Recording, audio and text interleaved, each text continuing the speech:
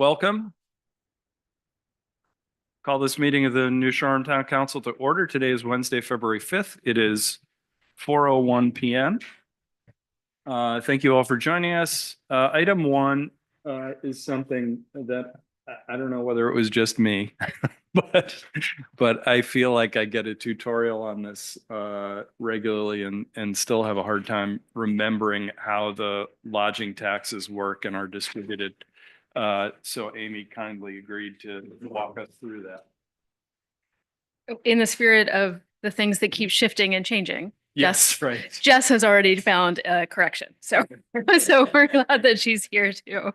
And this is meant to just be a high level refresher because it can be hard to recall all the specifics as we go into a legislative session and a governor's budget that will likely at least have some proposed shifts to some of these. Right. So first page is talking primarily about a hotel room where you're going to see a 13% total tax. And that's going to be made up of the 7% sales tax, the 1% hotel tax that's distributed directly to the town of New Shoreham, that's in green, and then the 5% hotel tax, which is split. So your 7, your 5, and your 1% get you to your 13% charged on any hotel room. And then your 5% hotel tax, if you shift over to the second pie, is split amongst 4 different parties for distribution. 25% goes to the town of New Shoreham,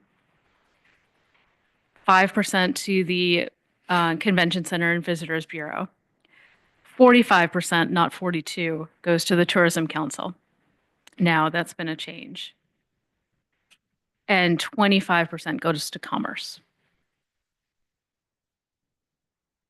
Great. Amy, one question. On the 1% that comes to the town, is that restricted at all? Or does that just go to the general fund? No, it is in the general fund. And in fact, it comes in commingled with the 5% of the 25%. And I just want to clarify that 1% is not the 1% that homeowners renting their houses submit. It is not. So It's separate 1%. if we look on the second page,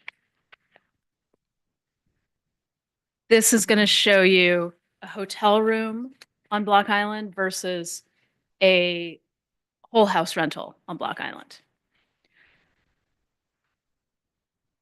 Sticking with the hotel on the right, since we started there, there's your 7% state, your 5% hotel tax, which has that distribution amongst the 4 parties, the 1% hotel tax distributed to the town of New Shoreham gets you to your 13%. On the left-hand side with your whole house rental, you're still going to pay the 7% state sales tax. The 1% distributed directly to the town of New Shoreham, which when in this venue, you'll sometimes hear it called the cottage tax. And then you have your 1% housing board tax in addition. So the total there on the whole house rental today is 9%, 8 of which is collected by the state, 1% collected by the town of New Shoreham. So then there's 1% difference from that the cottage tax would pay to the town directly. So that would bring, that's in. That is that 1%, Yeah, the local and so distribution hotel. The 2 bills, we'll talk about that later, about the 5%. That's. I guess I defer a little bit to the group about whether to get into those proposed bills now or under item 2. Under item 2. Okay. It'll have some momentum. Sure. I just have a quick question. The local hotel tax on the cottage tax, the 1% there, that's akin to the 1% on the local hotel tax. In other words, Yes. it goes right to Yes. the town. The state collects it They are collected by the state and remitted back to the us. town. Okay, thank you. And we're not unique in that regard. That is We are not. That is across the state Thank based on that hotel tax legislation. 2017 roughly is when that cottage tax was introduced. It was the cottage tax and room resellers. When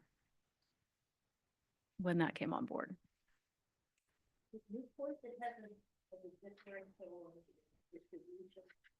Newport does have a different distribution.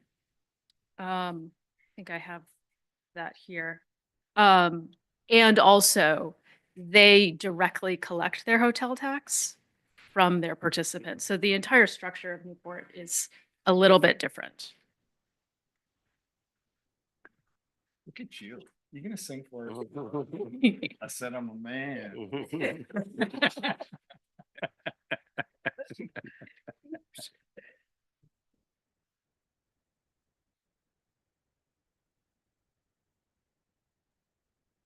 The third page just gives you a sense of scale.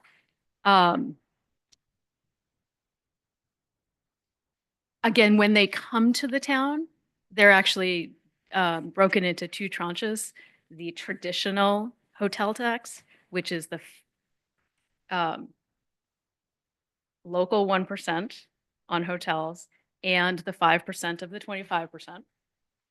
And then the cottage and room resellers, which was introduced around 2017, actually comes separately and is entirely, it's not entirely, it's primarily the 1% local collected on whole houses, plus things that go through a platform. So the ins and the outs on this get pretty confusing. Yeah. The important part here is the aggregate numbers. So you can see from 2020 through 2024, we've gone from about 575,000 in total hotel, cottage, lodging taxes to about 812,000. And do you believe that's due to the increase, is it due to an increase in prices or an increase in the number of rentals happening? I believe it's both. And if we have enough history over the years that you can see when new hotel rooms came on, and also you can see that price increase in the recent years. So I would say it's a combination. Jess will pipe in if she disagrees, but Poor Cindy. I want to ask Cindy a question if you don't mind. Do you collect the cottage tax? Generally? The 1% is separate from the state. Yeah, yeah, yep. That percent is sent in by local people directly to the housing board. So the housing board accounts for that 1%. Right. To us. And it's a voluntary payment. Yeah, that one I know. It is not voluntary. It is a tax. We received enabling legislation to, Wait, Cindy, can you come up to a microphone Yeah. so people Cindy. can hear So you? I'm sorry to drag you out. the 1% fee is paid directly to the Block Island Housing Board. And that fee came about through enabling legislation, which allowed the town to levy that fee. It is a tax. It is not voluntary. But is there any, are you sure when someone pays it? That's, I mean, in Oh, yes. penalties. Oh, two issues. We have, I believe, excellent records on who has paid, and we can track that. What we have not done to date is aggressively gone out to corner people that may not be complying. So, However, as part of the short-term rental ordinance, if you need to show that you did pay it in order to renew your license. So that's part of the short-term rental license, which obviously doesn't kick in the first year that you get your license. But when Oh. people go to renew their license next year, they will have to prove that they paid that tax to the housing board. okay, because currently that form does not have anything to say about I was going to say this. the short term, if you paid your housing board fee. The people that are signing up now, No. there's nothing on the form No. that requires that. But So next you're year, saying next year it will? they will have to show that they paid it, which hopefully will, if there are outliers, it'll capture Yeah. that. Historically, we have had an extremely high response rate to the point where we did not feel it necessary to start beating doors down. But now that we're going to have a little bit easier way to document things, the board may Can I- move in a different direction. Before you go, Cindy, and maybe I misunderstood, but I'm wondering about like the state sales tax and the local hotel tax that apply to short-term rentals, if you will, rental, the cottage tax. Do the realtors collect that, or do the owners of the property remit that? If your house is handled by a local realtor, that 8% is collected by the firm, Yep. and we are obligated to send it to the state on a timely basis. I'm not sure if you don't use an agent, I don't know what happens, Yeah. but no, we definitely collect that. And I think Airbnb assesses that too, right? I think online platforms collect and Yeah, remit yeah. taxes, Yeah. but I like. think so. Jess do you know, if, let's say I'm just a homeowner renting my house, do I collect the state sales tax and remit? You are supposed You to. should be. Okay. Yeah, you Yeah. are supposed to. Thank you, Cindy. Sorry to drag you up here. Just one last page on the back, and this comes from a Division of Taxation report on hotel taxes and short-term rentals. I wanted to pull it out because when we talk about statewide changes, to the hotel tax, particularly some of the proposals where those funds are being held at the state level, we're a pretty big participant in this conversation. We are not a small outlier. We're one of the top 6 or 7 communities engaged in the hotel tax conversation. And so I just want to make sure the council is aware of that and we're responding appropriately. Can I just ask a quick question about these bars? This is what the towns have collected via this mechanism? This is what the towns have collected. Because it would Yes. be interesting to see the bars about what the contributions from the hotel rooms and cottages in the towns are generating for the state. And Division You of follow me? Taxation has been, at least so far, very reluctant to share that information. I believe Mona's tried to start again to try a different voice and a different angle. How hard But is that math to sort of back out a rough idea? we can do some aggregate numbers, but it's actually a frustration that some communities are bringing directly to taxation about the inability to access the real data in Right. an easy way Yep. because they have it and they're not sharing it. Hey, Cindy, come again. Since the conversation took this turn, I would just like to add my 2 cents to it. From a business owner's perspective, I've not tallied up the number that we send to the state, but it would knock your socks off. It's a lot of money, just from my office. That was kind of what I was getting at. Yeah, it's a lot of money. So it would be very interesting to see what Block Island as a total is, because I think you would all be shocked at how much it is. Again, as a business owner and the type of business that we do with house rentals, I will say it will be a huge burden to have that additional 5% hit to our customers. I can see where people would say, well, if you're going to a hotel, it's only fair that the house rentals should pay it. But it will be a huge burden to increase that tax to 13%. And for us, it's actually 14% because there's another percentage on there. And then just lastly, as an opinion, putting my housing board hat on, if I don't know where this is going with the legislature, if it has legs and it's going to be passed, and if that's the way it's going to go, I would hope that the town would lobby fiercely for that 5%, for Block Island to get its fair share. And I would also throw into that mix that it seems equitable that some of that money be directed specifically for housing, housing needs. So I don't know which way it's going, but if you have any voice upstate from the housing board, our 2 cents would be you know, there should be some housing advocacy for that additional percentage, not just to go the majority of it into the coffers of the state for who knows what. Right. Chris, can I just ask Amy one question before you go? Is the meals tax similarly tortured? No, it's much more straightforward, Okay. in that it is a 1% collection, and then distribution, so. Gotcha. I'm just curious, so Newport isn't shown on here. Is that considered Middletown on this chart? Oh, good question. I would have to, I think so, 'cause I would, it's a city. I would have to look. It could be related to their unique structure. And then my other Yeah. question was, the line in every case, right, for 2024 is a little shorter. Does that mean that those numbers weren't? fully- This was a 2024 report, so it was a year to date. Got it. Yeah. Okay. That's what I thought. Thank you. You can see in the header there, fiscal year 24 year to date.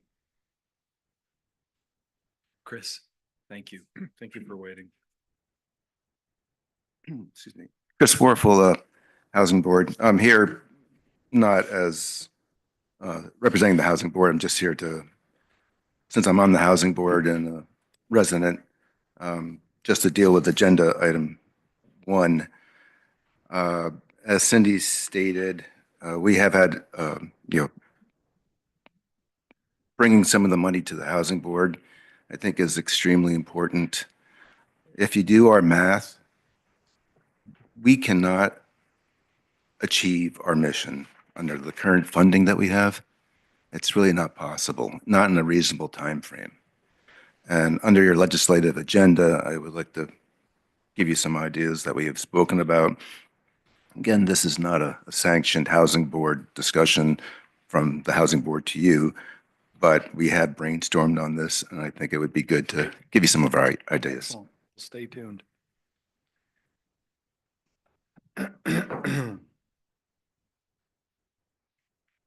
Can I don't know whether this is probably an unfair question, but it's kicking around in my head, so God forbid I not keep it to myself.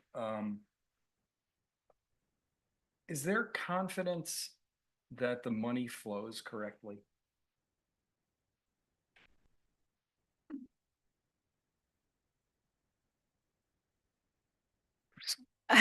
It's pretty In relation complicated. to what? It's pretty complicated, and I just wonder whether there's sort of this feeling that, everybody gets what they're supposed to out of the. You've been listening to distribution. Elon Musk? It No. would be easier to have a perfect level of confidence if we had more If access there to was the data. Yeah. Right, yes. That's a good- How's that for a that's polite way a- to say it? Yeah, yeah, no, it's a good answer.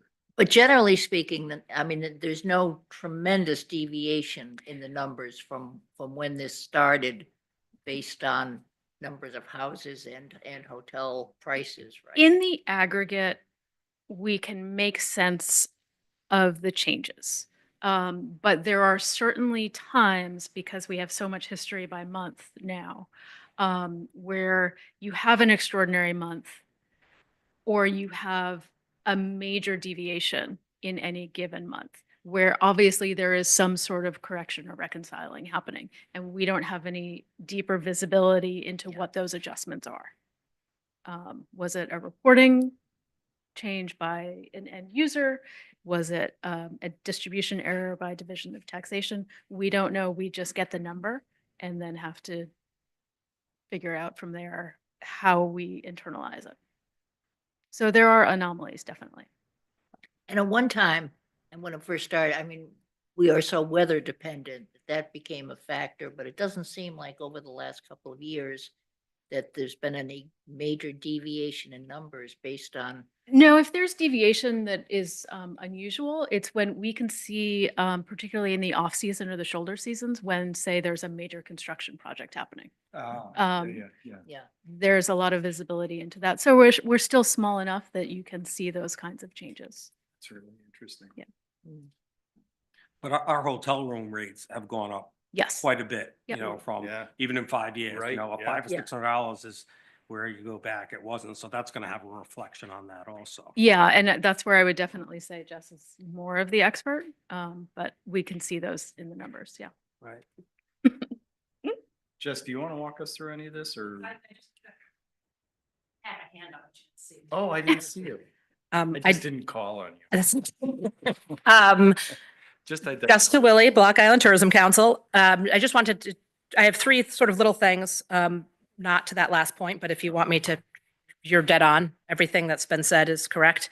The first thing I want to say is, I've been doing this for just about 18 years now, and I still don't understand this. I mean, I've been living this. I've been at the State House 3 or 4 times a year, talking I mean, it's still confusing. Yeah. So don't feel bad. The second thing I want to say is the Newport comment you made. Newport's definitely 1 or 2. It's because they collect their own, so the state doesn't probably have them on this list, is my guess, because these numbers come from Division of Taxation. Sorry to interrupt. It's okay. Newport collects and then they remit to the state? So like when the hotel normally, you know, does their numbers for the month, they send the 8% or actually the 13% into the state. In like the national would send it to the state. In Newport, the mooring would send it right to the city of Newport, and Newport does the math and sends it out. It's the legislation's written differently for Newport, which is, Was it always that way, Jess, out of the gate? as far as I know, it's always been that way. Yes. They needed somebody in the Senate. Yeah. And then the third thing was I was actually looking for a clarification because I'm a little bit confused on it. And I think it's a matter of semantics, but I think it might be important. So when you're talking about cottage rentals, you've got the 7% sales tax and the 1% town tax that's sent to the state that then comes back. From what I understand, and again, this is where I'm looking for clarification, I believe, say a realtor handles the house, they then 1099 the house at the end of the year, and the owner of the house pays the 1% to the town off the profits of the town. So it's not necessarily, and I might be wrong, so just let me finish my question. It's not necessarily on the bill of the house, you know, where when you're renting a house for a week and it's $10,000 or whatever it is, you see the 7% sales tax, the 1% is included in that. I don't know if that other 1% housing board tax is included and collected at that time, or if it's sort of a thing at the end of the year where that 1% comes back, so it's coming right out of the owner's pocket, or it's being passed on in one way or another. I know they're getting taxed, but I was just sort of looking for the clarification on that, just to make things more confusing. You know what I'm saying? I can offer, but I would love to see Cindy in my view, which we're because Jess. I- Bill has a question. I had a question. I believe that the owner is responsible for the housing board tax, and that is not something administered by any third party. Right. I would say, Just for clarity, the tourism dollars that come in, we're unique also, correct? Compared, no, as far as, Everybody gets 45% of the 5%, every tourism region. right, but are we our own region for, Block Island is its own region in that we get 45% of the 5% of the hotel tax on hotels that are in New Shoreham. Even if their home base or their corporate office is not in Rhode Island, or is somewhere else in Rhode Island, Block Island would still get those taxes remitted to us. So that's how it is everywhere. Wherever the physical location of the hotel is, that's where the tax dollars get sent. but from, as the tourism set up, that we have our own, like several towns share, correct? Right. So South County is 11 cities and towns. South County Tourism Council covers 11 cities and towns. They get the hotel taxes from 11 cities and towns. Newport has 9. Yeah. Well, it's called Discover Newport. That's 9 cities and towns. Block Island is its own area. So is Providence, and so is Warwick. Which And is then beneficial. Blackstone Valley is also a bunch of towns. What's That that? works out financially better for us, correct? Or, Well, I mean, if we were part of South County, which we used to be, thank you, Joan Abrams, for getting us our own area. if we were part of South County Tourism Council is using their marketing dollars to cover all those 11 cities and towns, and then it would be the 12 cities and towns. Doesn't get broken out by, so I would say yes. I mean, our marketing goals and our destination management goals are very different from South County's, Providence's, Newport's, we're different. So having our own division is very helpful to Block Island, I think. But there's been obviously, again, for the last 18 years and longer, a fight to put all that under one umbrella at the state. Thank you.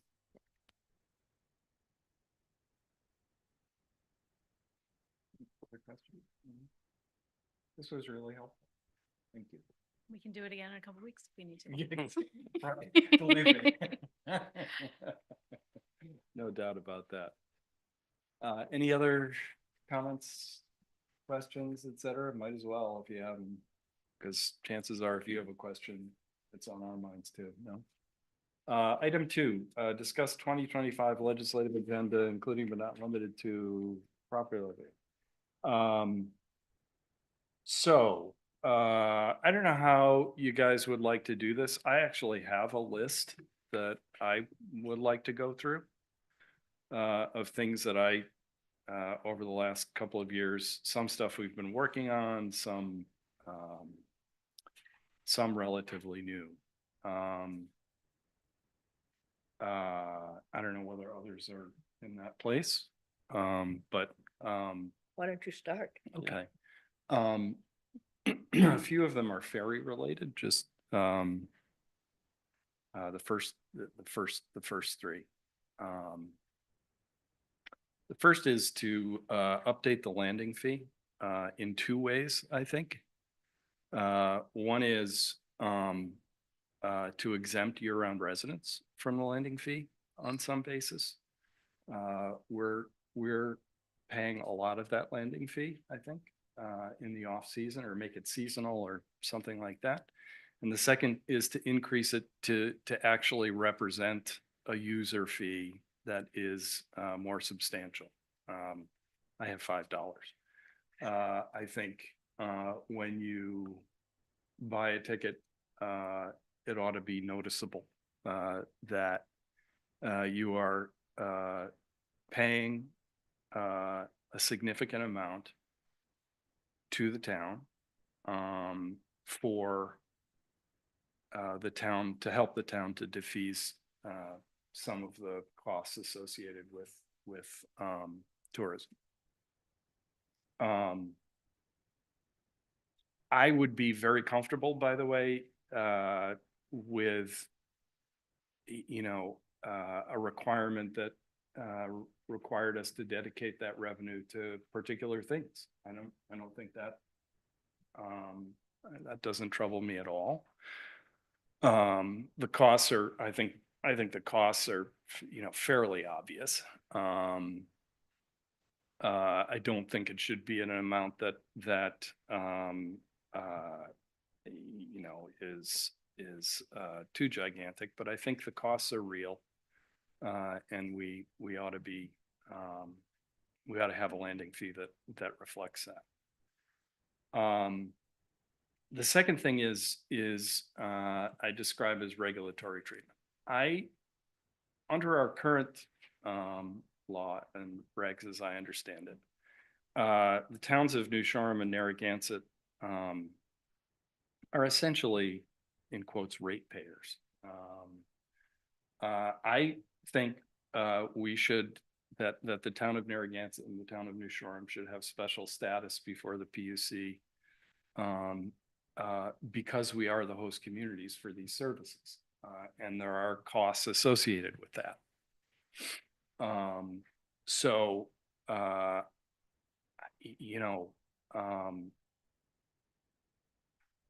There's got to be some recognition, in my opinion, in the state statute of the fact that we have 2 towns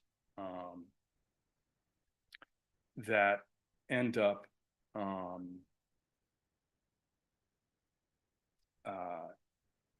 dealing with both the costs and the benefits, by the way, of having, in the summertime, large number of ferry landings, having input into in a on a regulatory basis into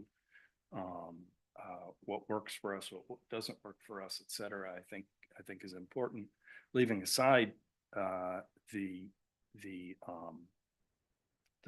financial issues associated with the regulation. The third one, I think all five of us get. We should have a port authority. We should have a port authority every, pretty frequently. I know I do.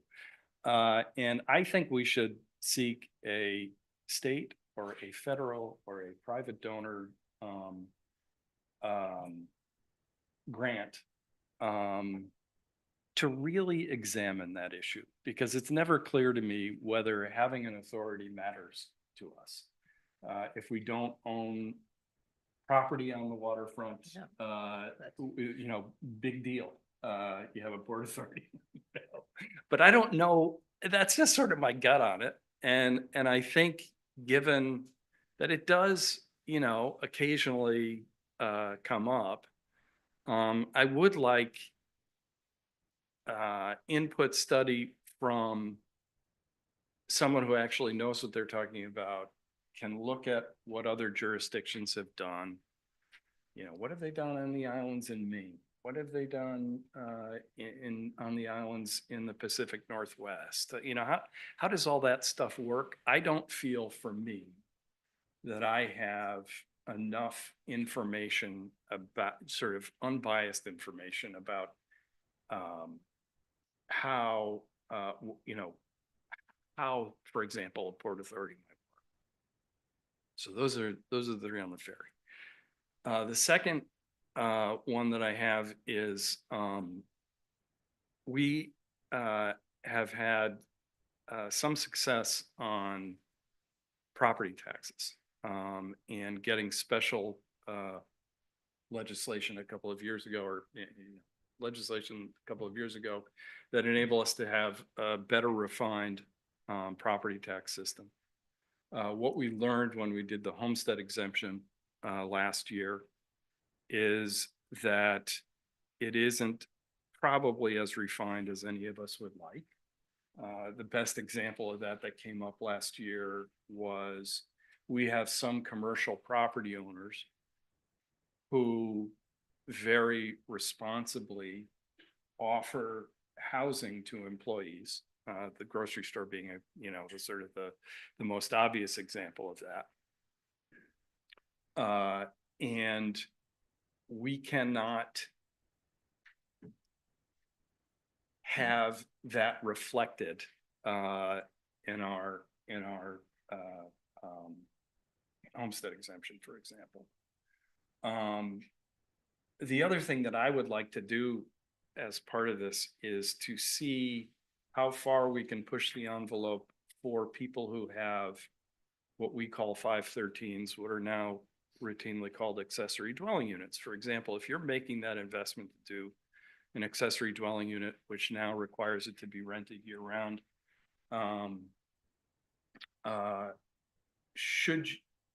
is there a property tax tool we can use to make that, to sort of add to the arrows in our quiver, if you will, to encourage that kind of behavior?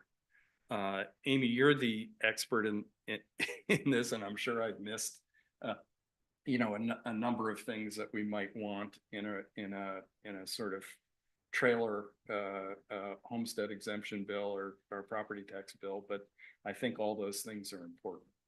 There's just one other that Yeah. has been on the table for conversation, the mixed use, the 513, and then the non-owner occupied resident. So the scenario where the tenant who is there in a long-term year-round lease, who is a resident, Right. for that space to be eligible for, it's not then a homestead because it's not owner occupied, but some similar parallel benefit, tax benefit. So Right. that was the third prong in that. exercise. Next one I have is on school funding.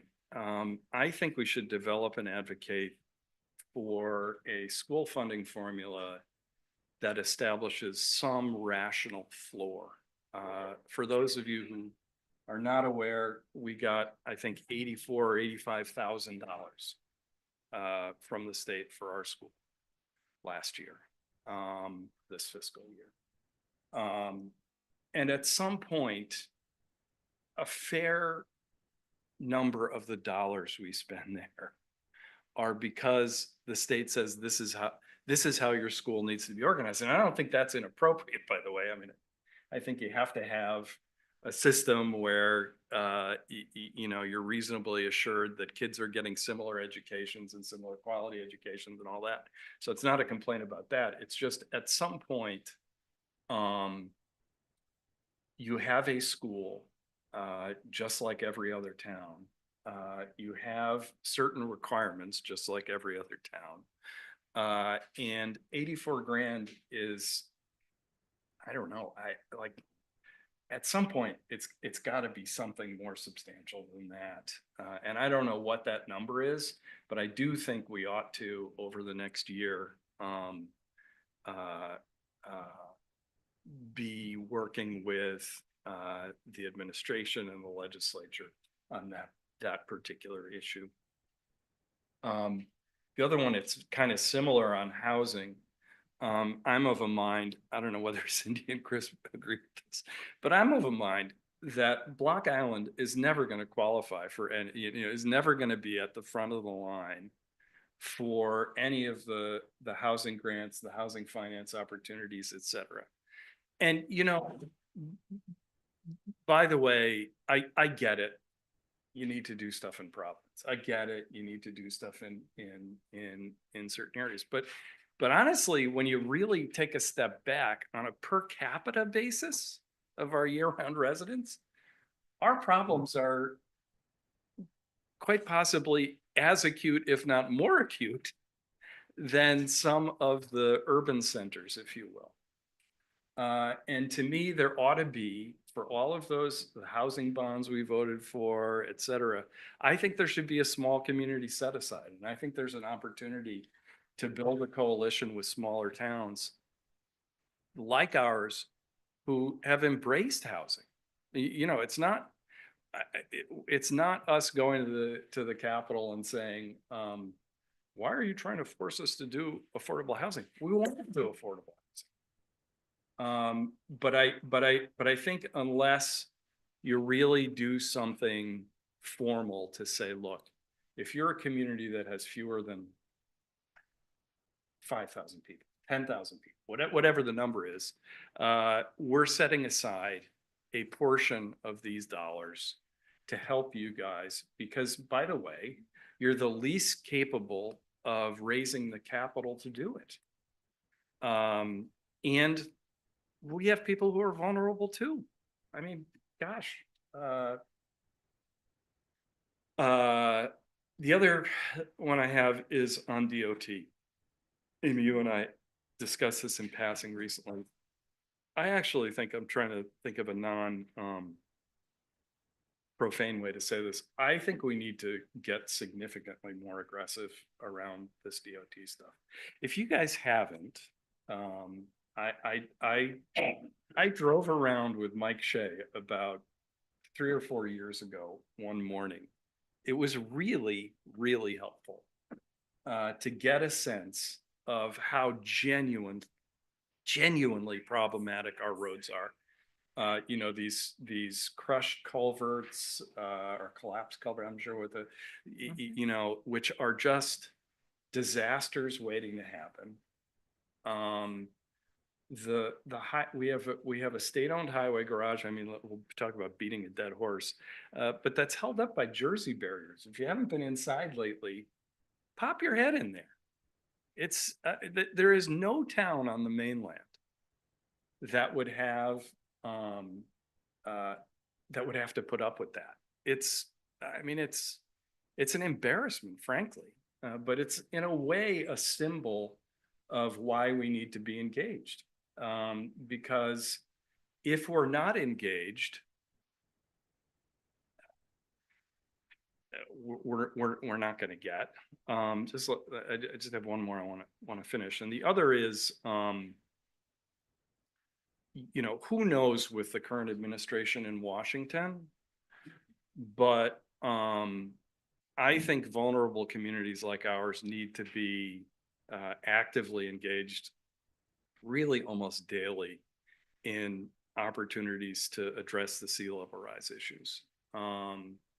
And I'm particularly, this is just me, but I'm particularly concerned about the capacity of our town government to bring hours and expertise to bear on that. So I would be particularly interested for me in whether, for example,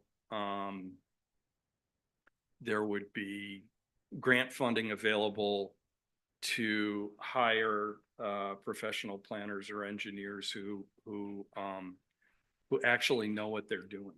I really do worry about that because, if you look across our town government from Amy to Mike Shea to, all that, like their plates are beyond full, beyond full.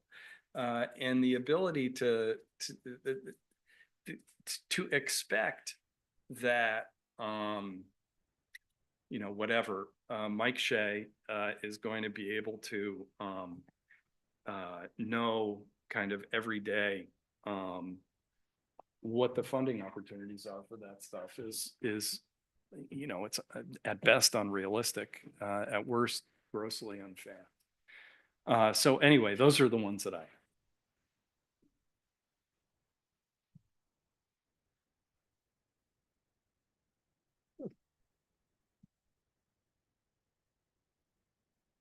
Nobody else is going to jump in. I'll jump in. Go ahead. I am Sure. similarly most interested in as far as legislative agenda, right? So this would be something that we would be looking at the state that we would need state legislation passed in order to move forward on. Is definitely the property tax breakout. I think it's really important right now to year-round homeowners who, live in their home got a tax break this year, which I think was super important. But I would also like to see something where if you owned a property that you rented to someone year-round, and they occupied it year-round, not paid for it year-round and occupied it in the summer, we're looking at two different things, right? But somebody who occupies a dwelling year-round that you rent to them, I feel like we should be giving you, the homeowner, a tax break for providing year-round housing. We have a lot of people who do this, and they could be renting these units out for a lot more money in the summer, and they're not. And there should be a perk for that. I agree about, and I believe it would be different, Amy, right, to do it with 513s. So an accessory dwelling unit would be a different piece of legislation. That would be a different tax break. I think those are super important. I do think the landing fee is totally worth looking into. The Harbors Department brought this up at our meeting the other day. So I don't know, I think Patrick's here. If maybe later you want to say a little bit more about what your discussion was, I'd love to hear that. It hasn't been looked at in a number of years, and I do think it should be revisited. People talk to me all the time about the Port Authority. I'm going to admit, I don't totally understand what the Port Authority is. However, if it meant that a ferry company had to do some sort of perfunctory check-in with the town before they started running another ferry from the same location or a different location, then I think it would be worth it. If that meant that it forced them, yeah. So, like over the years, like we've gone from, a few ferries from Point Judith a day to dozens of ferries from Point Judith a day. And, who knew there was a ferry from Orient Point? I mean, I didn't, until I picked somebody up from it. So, you know, that's important. I'm not saying limit the number of ferries per se, but I'm saying, where are they coming from and why don't we know? Why don't the people in charge, you know, the town manager isn't getting a message, the town council isn't getting a message, these ferries are just being added. The police. most important. Think the co- Well, and the police don't even, that's the other thing, right? The police chief, like when a couple chiefs ago, he tried to find out just how many people are on the next boat coming in, how many guys do I need to have downtown? No information available for him.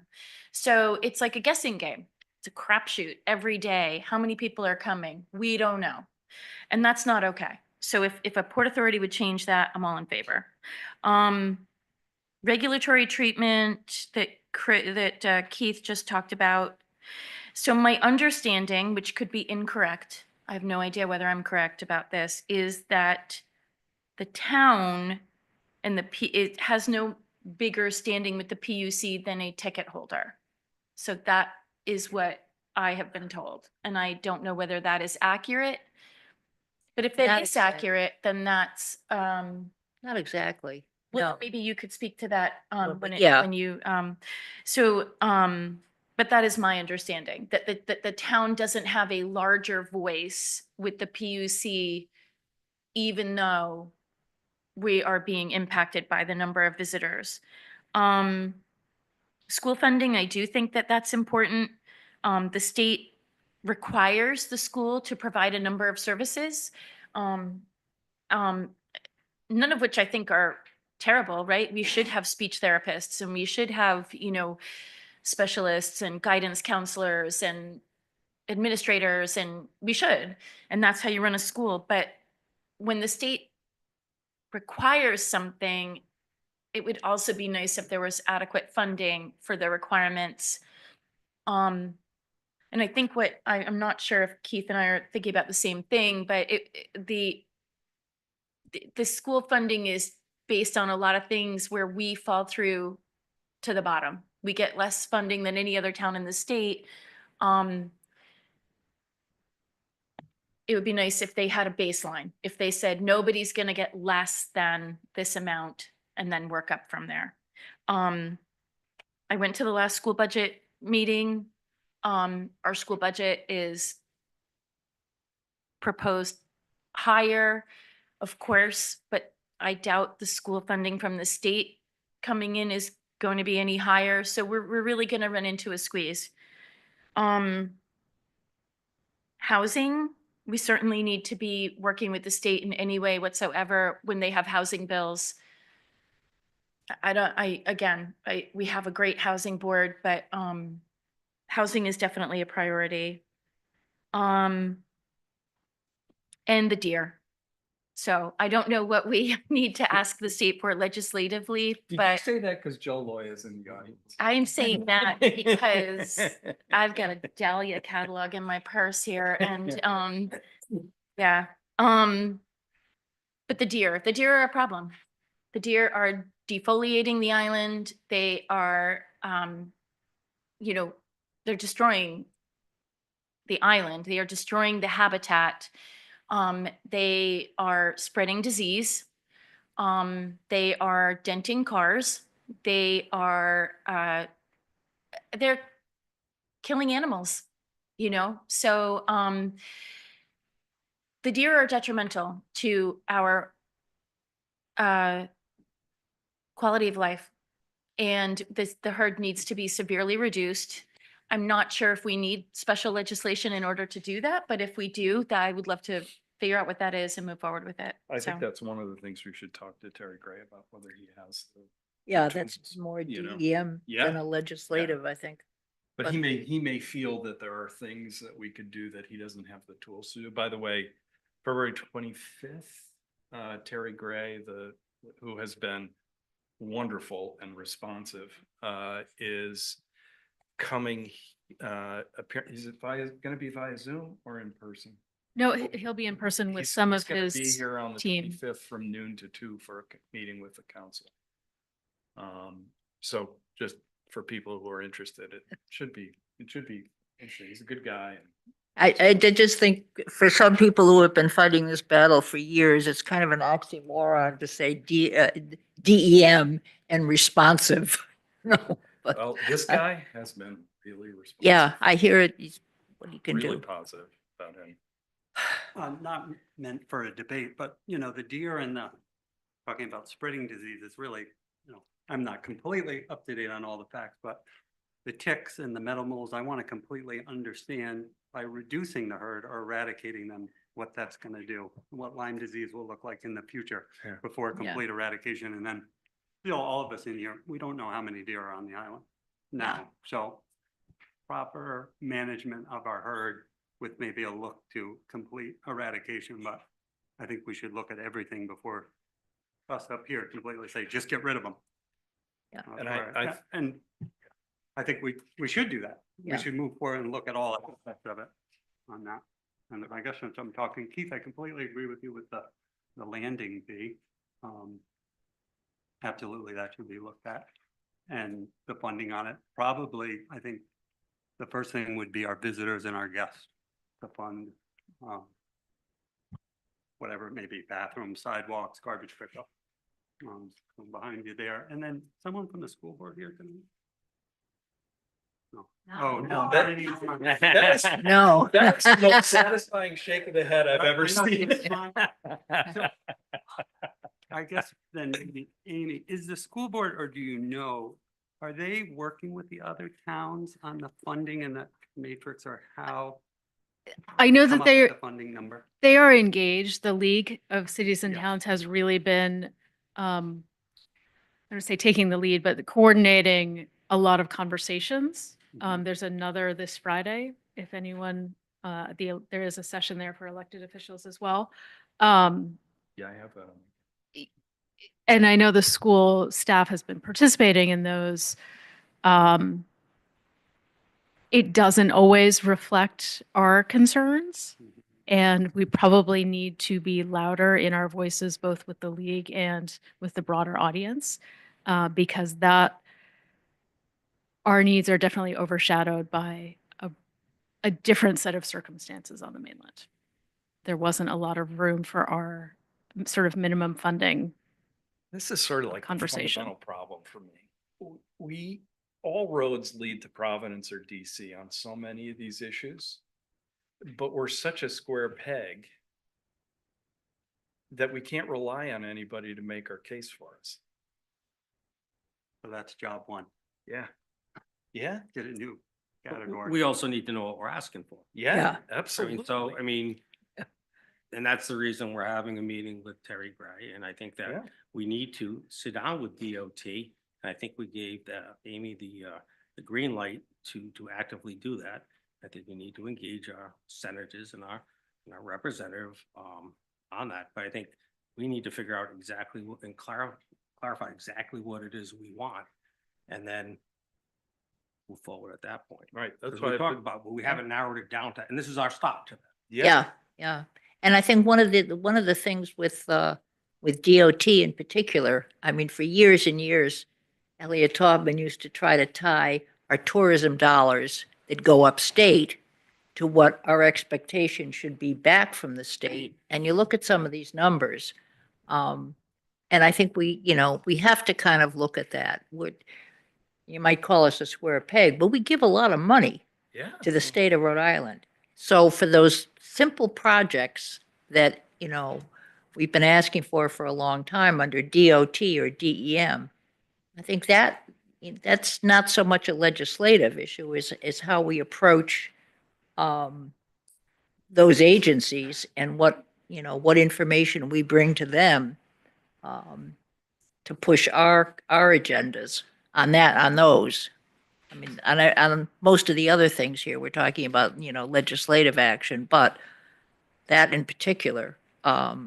So I just, I don't want to interrupt you. No, go ahead. I'm not sure I agree with that.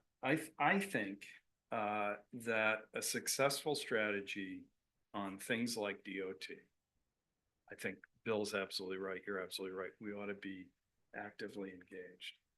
But I think talking to legislators about that is a valuable part of a strategy to get the yes and stuff. That it's not solely.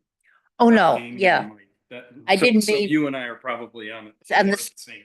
same page, yeah. Yeah. Obviously, because the funding for those departments comes through the legislature, Yeah. and we know the particular senators and representatives who sit on the funding committees too, to put some pressure on them. No, I didn't mean to Yeah. imply that we We're- just we're- let them I- out. Yeah. Amy, do you have any thoughts about legislative priorities? I have a couple that we'll talk about just as a cleanup, but I'd rather get through the council first and make sure you've all been heard. I feel like I interrupted you. Yeah, Tristan, are you still going? Go 'Cause- ahead. I'll try to organize my notes. Okay. So I'll just go through from what Keith, you had put out there.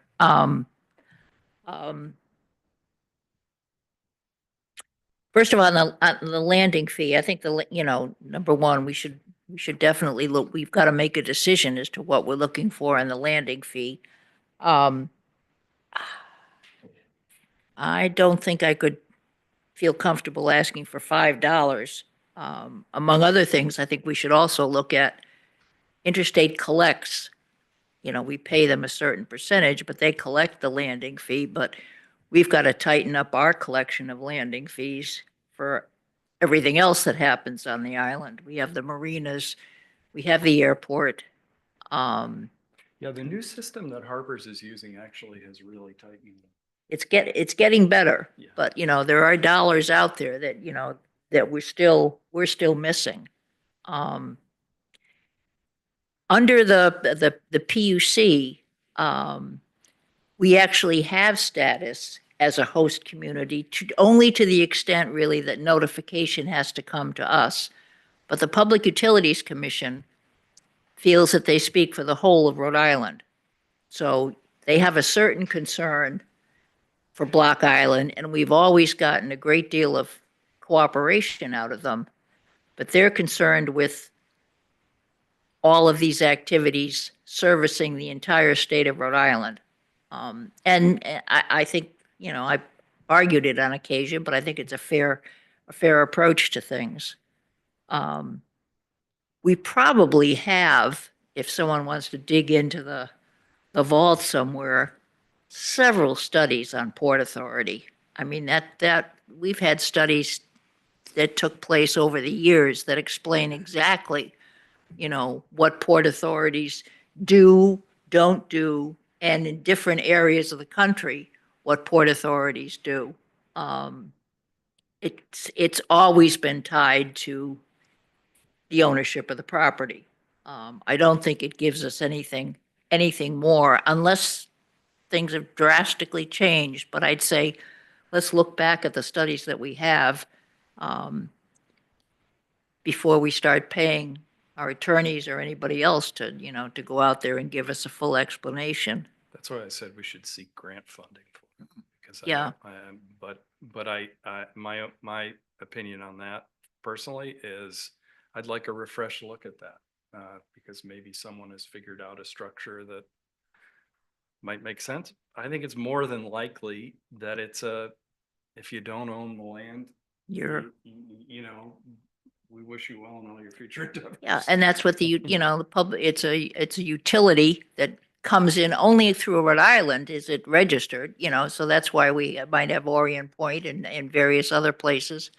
But when people talk about the number of ferries that are coming, I remember that we would have meetings with Interstate, and one side of the room would be asking for more ferries, and the other side of the room would be asking for less ferries.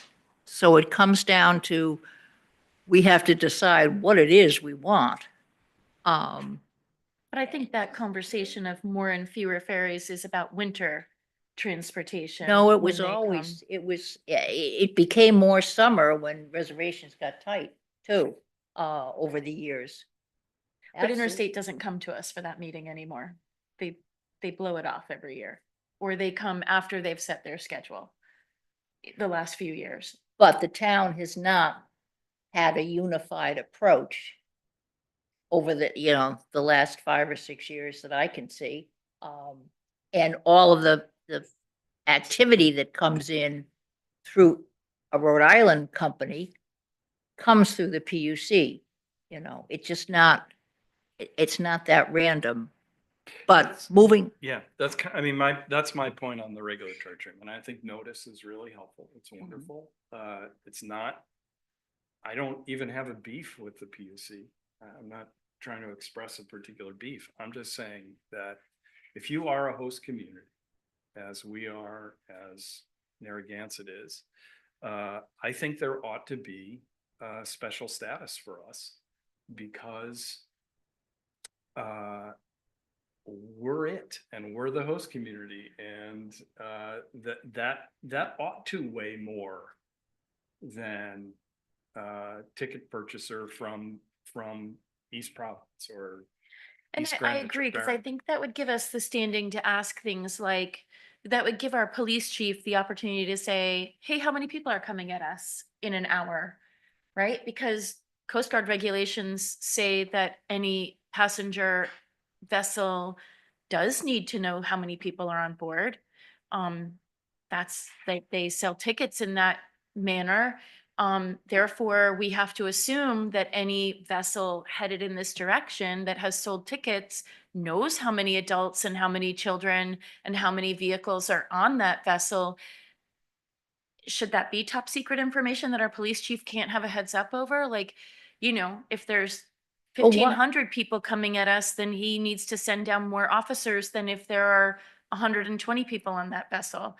I just didn't, when our police chief was having a difficult time getting that information, it didn't make any sense to me.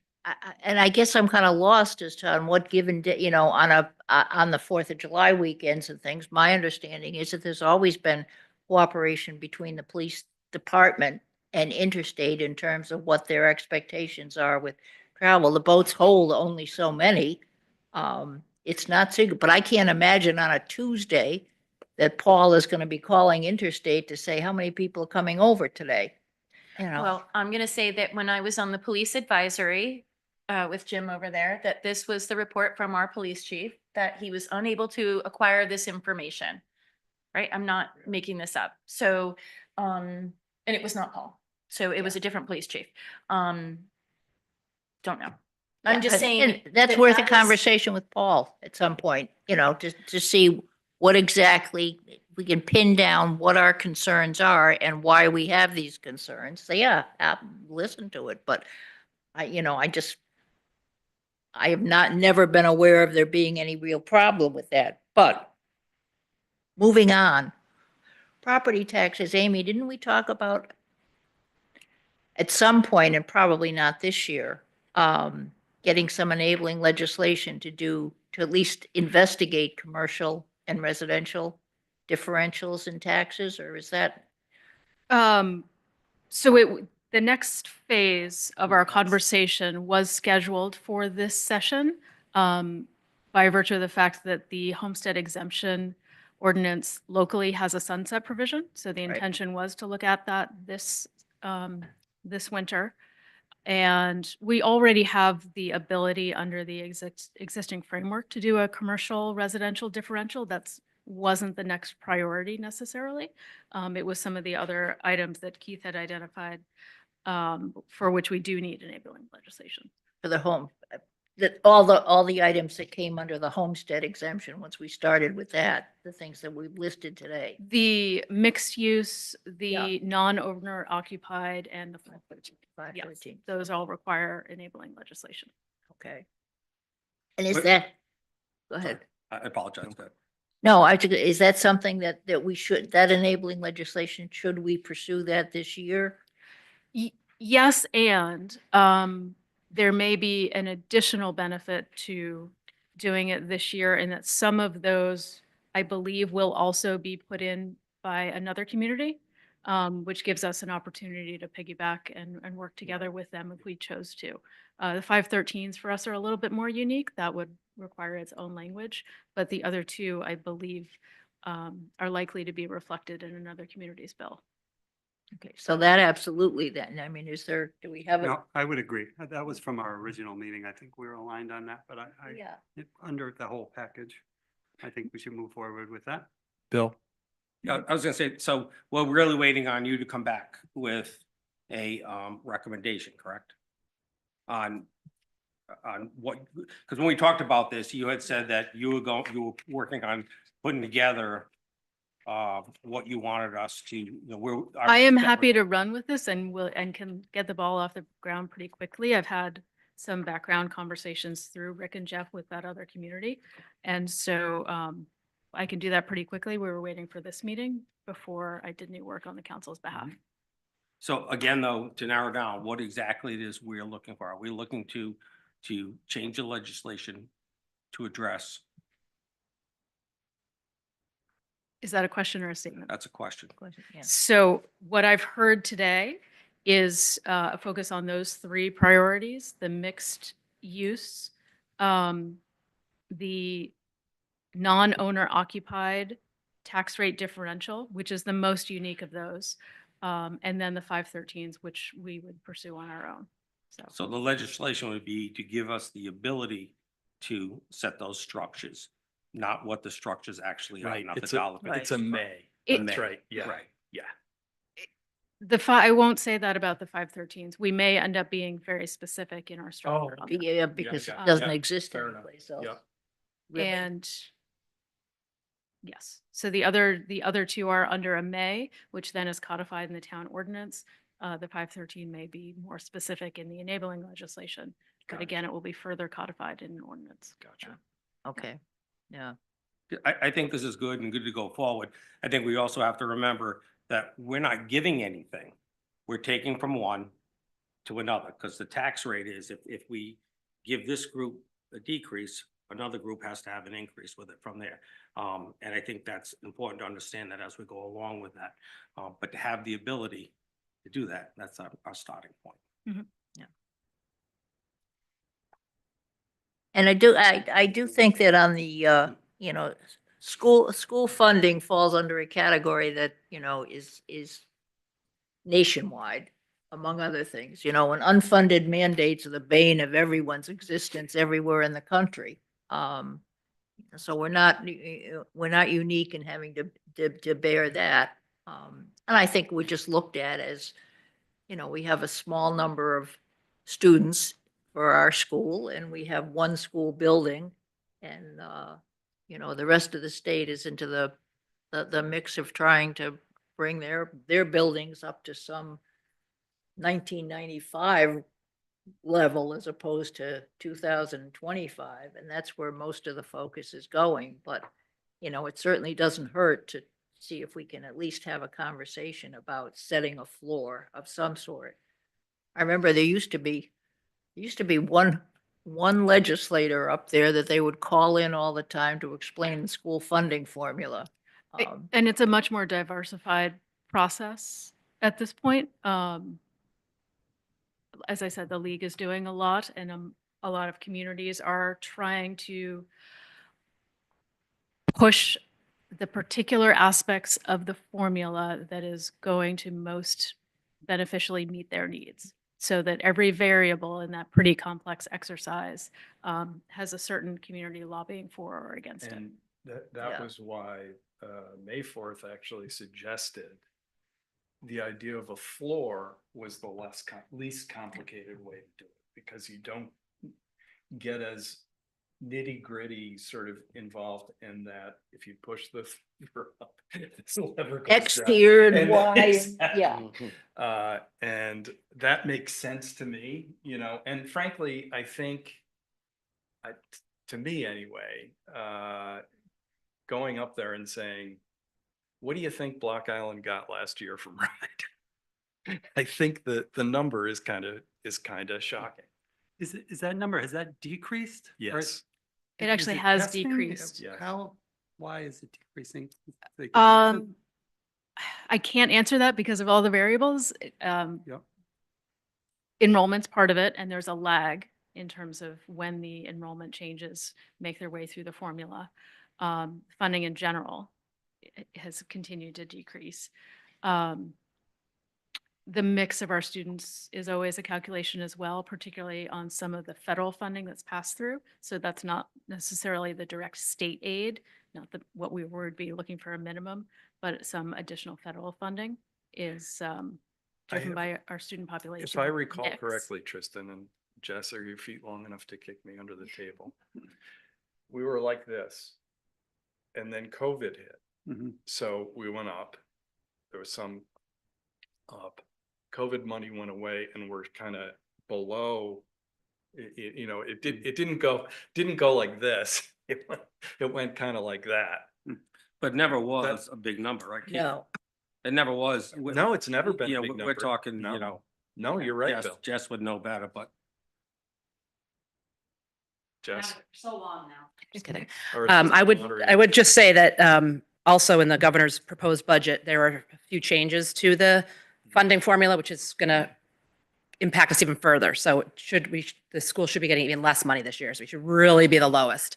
But it's affected a lot by, it's not affected so much by scores, scores, although testing scores, it is a little bit. But the amount of sort of extra classes you offer, like extra ed classes you offer, and which we don't have any because we don't have a tech program to send kids to. Like on the mainland, you can send, so that factors into it. What Amy said factors into it a lot. Student numbers and property values. So is huge. That's so Newport goes through the same thing. The school systems in Newport and in Portsmouth and Middletown, where not Middletown so much, but where property values are really high, even though your average year-round Salary. is Yeah. doesn't have that high income level. Yeah. So, but the property rates in general are really, really high. So they look at that. So we get, I think it's closer to 60 this year. We're getting, so, woo. 60,000. And does 60,000. The free and reduced lunch number factor into that? Free and reduced lunch used to factor in. They took that away during COVID. And I think it's one of those on the margin discussions about how much of an impact that will have going That's forward. right. And I definitely think the federal conversation is going to play into that because there's a lot of it where free and reduced lunch didn't depend. You didn't have to, it wasn't the same thing as like food stamps. With food stamps, you have to prove your eligibility. With free and reduced lunch, there was no, immigration wasn't coming after you or anything like that. So now there's more people applying or less people applying, but it does feed into that number. And that is going to be changing a lot with that's one of the things that's changing, possibly. Has a lot to do with the multi-language learners, things like Yeah. that, which is the Yeah. pass-through money from the federal. So And the overall budget, Jess, is somewhere around 5 million, is that correct? schools, Yeah, It's closer to 6. yeah. 6 million. So out of 6, first of all, I'm real proud of our school. I'm proud of the education we put out, and I'm extremely proud of the fact that we fund it the way we do. That doesn't mean we shouldn't still seek to get some funding, but when we're talking 60, I don't care if it's 80, I don't care if it's 100. It's such a small number that comes in there. It's what bothers me is that small number with unfunded mandates is the thing that makes it a little bit difficult. But And on the flip side of that, the highest state aid is in the neighborhood of 11 or 12 million dollars, I believe. So like Providence, one school is getting, $11 million and 60,000. And Right. I don't even have a problem with that. You know what I mean? Like you got to do what you got to do. I don't have a problem even with, but, I'm sure there would be mandates that I'd say, God, I can't believe we have to do that. But it's sort of like, I don't know, at some point, $60,000 just doesn't pass any kind of a rational sniff test. You know what I mean? Like, how's that? Yeah. You know what I mean? unfortunately, I'm not optimistic that it's going to be $1 million. I was gonna say, Well- by the same token, the difference between 60 and what they might give us at 120 isn't gonna make a huge Well, difference. either. as we say, if you're not at the table, you're on the menu, right? And we'd better be engaged on this stuff or we'll be in a downward spiral to the point where we'll get, 12 grand one year and we're going to be saying at some point, well, why don't we just have Block Island private school? Really, as a practical matter, it's We're- sort of we're like, close to that I know, we Yeah. are. We are.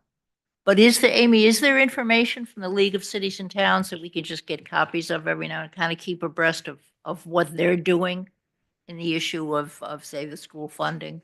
Sure, I can forward the documents so far. I would say they're in a working stage, so it's a lot of down in the weeds kind of analysis, but I'm happy to forward it to the council. Yeah, just for information purposes, I'd like to see, because League of Cities and Towns is usually the operation that, pushes those issues. Except when individual towns have issues.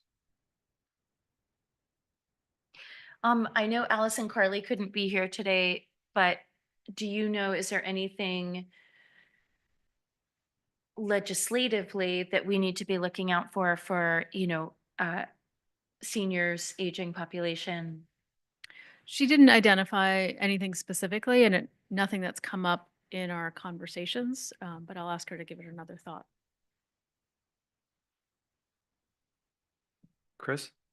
Did you want to say something?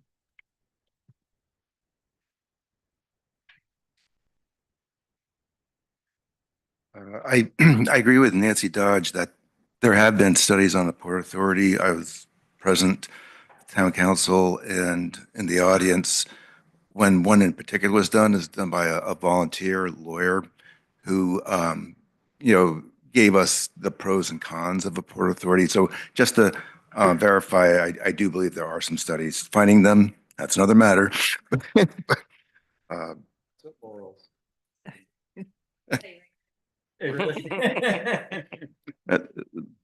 But specific to the housing issues here that the Block Island Housing Board is working on, in my opinion, we need to do a better job ourselves of raising funds, but we do need help.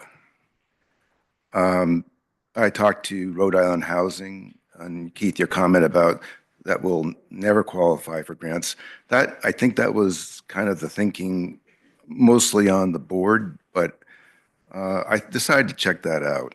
And reality is, if we can bring more money to a project and buy down the cost of our project, we go up in ranking with Rhode Island Housing, for example, or probably for other funding sources. But our bank account's too small and we don't make enough money to really move the needle in order to get us into our higher ranking. So we need an influx of cash. And again, part of that's our own fault for not doing a better job of pursuing grants. But we do need, again, more annual income. And some of the ideas that I had and have presented to the Housing Board was that our language has that 1% collection tax, but it's for basically housing, homeowners that rent. And I would like to see that language changed so it applies to all rental and housing units on the island that are not rented by non-residents. Another idea that's been talked about by consultants to planning and to the town is create a community trust. It's been done in other places, and it may be actually a better idea than the housing board existence. Maybe we can morph into that. Also, I'm going to say that I've gone through the land trust language and did a synopsis for the housing board, and nobody wrote to say that they disagreed. But I think the existing language of the land trust allows funds from the land trust to be put to housing if they so choose to do that. And I strongly encourage a conversation between the town council, the land trust, and the housing board to pursue that and discuss it and find out if there are any reasons why that cannot be done. We also, as a housing board, discussed the short-term rentals. And I think those funds, and we think, majority of us think the funds for the short-term rentals should be allocated to affordable housing. Anyways, those are some things I Thank you. do include legislative direction. I guess what is is there a deadline for presenting these ideas to your lobbyists or lobbyists to pursue? I think there are deadlines and then there are drop deadlines. Yeah, okay. The municipalities have a Yeah, wide swath of municipalities have time. We, A lot of flexibility. it's not 11:59 at No, night. it's not. Okay. Thank you very much. That's a good question. Chris, can I just ask you a question?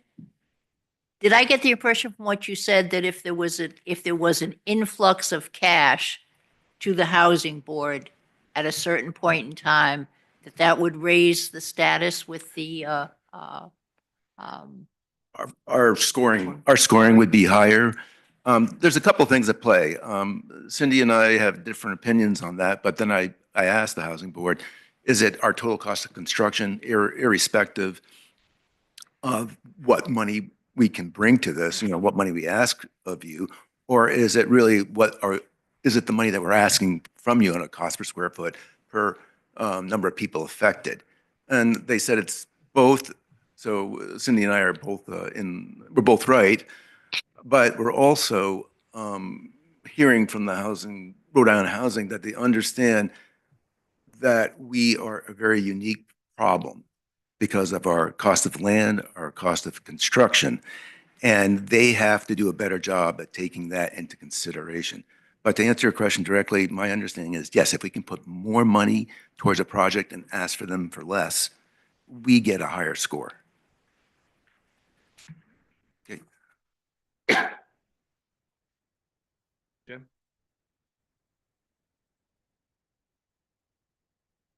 I just wanted to come back to Nancy's comment. Do I understand that that you could look at commercial versus residential property rates without any legislative change? Yes. And if that's the case, is that going to be on your agenda? Because I didn't hear, other than Nancy raising it, I didn't hear anybody else saying, oh yeah, I think we ought to look at that. This is probably a weak answer, but for me at least, it's all on the table. But I think what Jim's saying is, that's not a heavy lift legislative wise because it's already in place. Is that something that we should look at? Oh, I'm not sure I agree with that. That it's not a heavy lift? No, I mean legislatively. I mean, We don't need enact it legislation. ordinance-wise, correct? Or is it, maybe I misunderstood. I We thought that could we do- had the authority to do that. We wouldn't have to go to the legislation and change it in order to do that. Is that correct? If the council wanted to only create a commercial tax rate and a residential tax rate, we have the authority to do Right. that today. Right. Yes. And I think, Jim, more in line with what you're asking, we're sort of walking gingerly as we have the new administration in place. We have Amy in place and we don't want to overload everything and we're heading into the budget season. But yes, it's something that's out there that, I'm not walking gingerly. Honestly, I think we need to be engaged or we're going to have more problems than we have now. I think trying to deal with the commercial and residential is going to open a huge can of worms. And that's not going to be the easy But that's- lift, even though we that's- have the authority. That's why I suggested and consistent with what Amy was saying, that refinement makes a great deal of sense. That's particularly focused on year-round housing. Mhm. And I think part of our conversation last year, which I could be wrong about again, but is that because we had a one tax rate across the board, we didn't really have a delineation of what is a commercial property and what is a residential property per se, right? We do. We do have commercial and residential. I would say it wasn't a priority of the previous council to pursue just a commercial residential tax rate differential.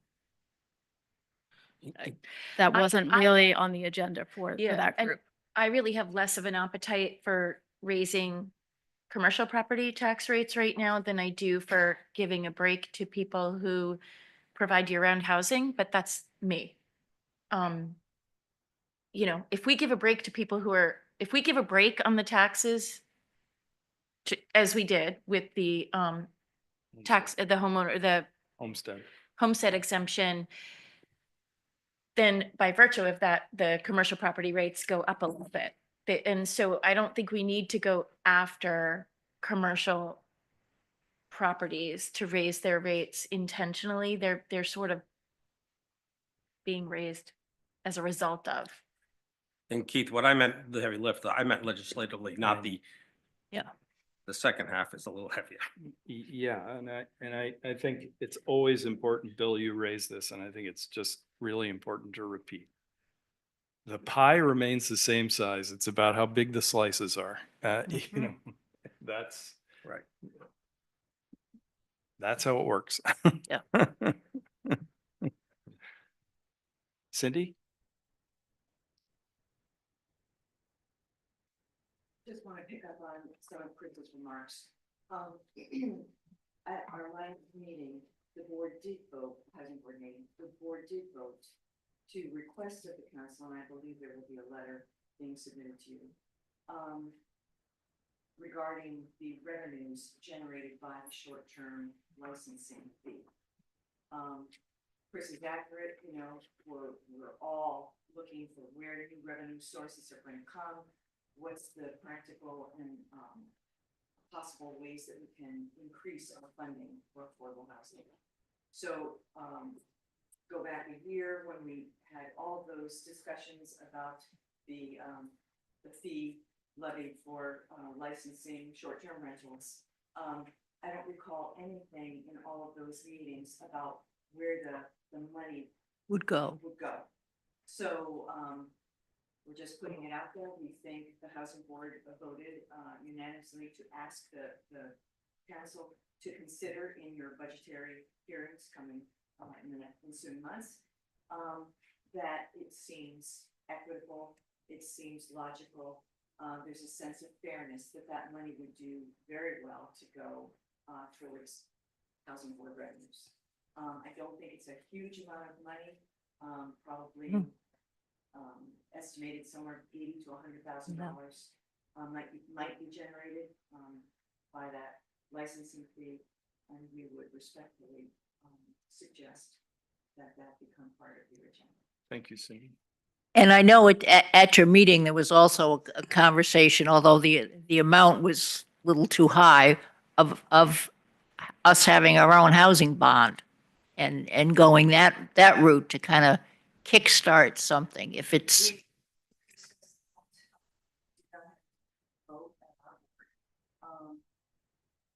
You may all recall that the housing board currently has the ability to levy a bond up to $2 million. In the past, on other projects, we have run the bonds and paid them back.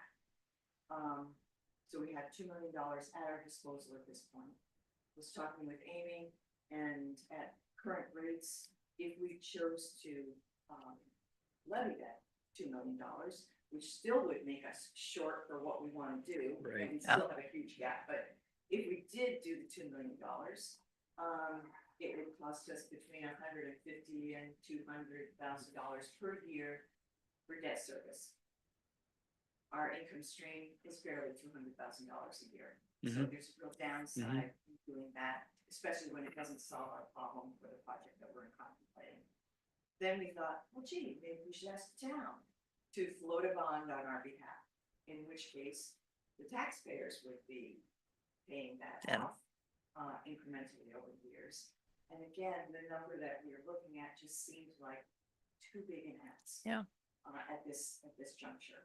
So that's how we kind of went back to the fee that's being collected. It's a small number, but it would be something that we would leverage and try to make those dollars go further.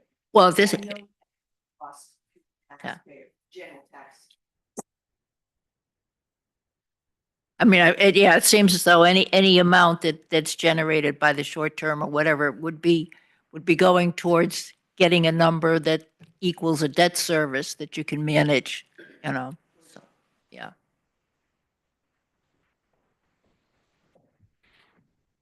Henry?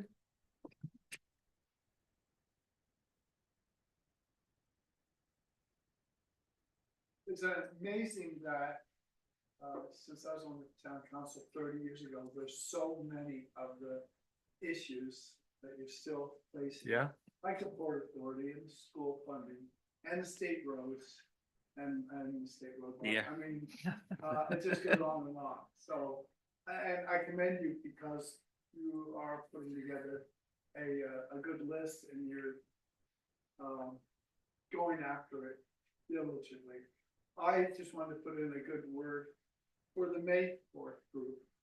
That they, I met them, Rick and his associates, back when the Committee for the Great South Pond engaged them, along with the town, we've got the Champlins. And then there's so many other things that have been worked on. I heard their presentation to you a month or so ago, and they identified a lot of these projects before, and I know they've been working with Amy and stuff like that, but I mean, they have the thumb on a lot of the issues.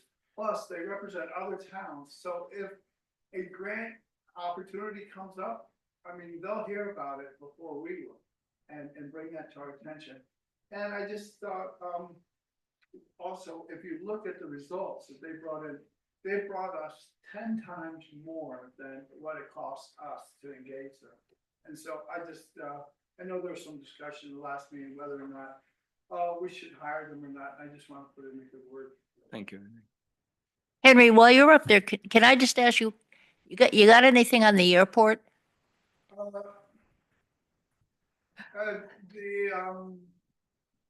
Right now, I don't know of any real issues at the airport that I'm concerned Okay. about, except our beloved airport diner is closed early on weekends. And it's painful to my ear when the pilot flies his golf buddies up from Cape May, New Jersey, to have lunch there and lands there at 11:45 and is told the diner's closed. And they're under contract to be open certain hours, and I'm surprised, especially that they're not doing that. So that's the only complaint at the airport. It's not necessarily RIAC, but they do have a contract or a lease with RIAC and specifies their open hours, and I think they're closing early. So hopefully we can turn that around. You know, it's important for the flying public. If you want to catch a 12 o'clock flight out of the island, you want to be able to sit down, maybe come 15 minutes early and get a cup of coffee. You know, that's not happening. So let's see if we can turn that around. Thank you. I'd say overall, though, having Alicia up there has helped tremendously with, yeah. It took us to Yeah. get her in there. I mean, if I took off my shirt, I could show you the scars. We went through. all Don't do that. I mean, Bridgeport Police looked exactly like one of the concessions up at TF3. Oh, I know. They had all this HR nonsense with employee retention plan, all this other CRA. Nonsense. And we finally, with, and I tell you, our state legislator really helped in that. And to get all of that out, and also the rent was 2.5 times the going rent for a commercial restaurant. And so we got that low. And we had to go through all the improvements that she had to make, but eventually she got paid back for them. So it was a giant battle. She's doing Monday night dinners. Yeah. When there's no other place in the island, but she's Right. doing all kinds of great stuff. I just hope that, I'm disappointed that the hours have been shortened on weekends. Henry, can I ask you one question? Shoot. The tie down fees, does RIAC, do they have to pay to, do they remit some to the state, those fees that are collected? No, right. Is the state. I mean, it's a quasi, well, then this, So the answer is no. corporation. They don't they have their own budget, they have their own revenues. Now, everywhere else, the tie downs go to the fixed base operator, and the fixed base operator pays the state for the privilege of operating the Okay. airport. But Thank you. because they left Block Island off when they put it out to bid, and we had nobody operating the airport, I mean, George and, everybody, you know, like got their pink slips on that one. So in other words, when flight level came in, if they came in 6 months later, and they get paid a flat fee, they don't, my tie down fee doesn't go to the flight level. It goes directly to, I Riot. get invoiced by Riot. Right.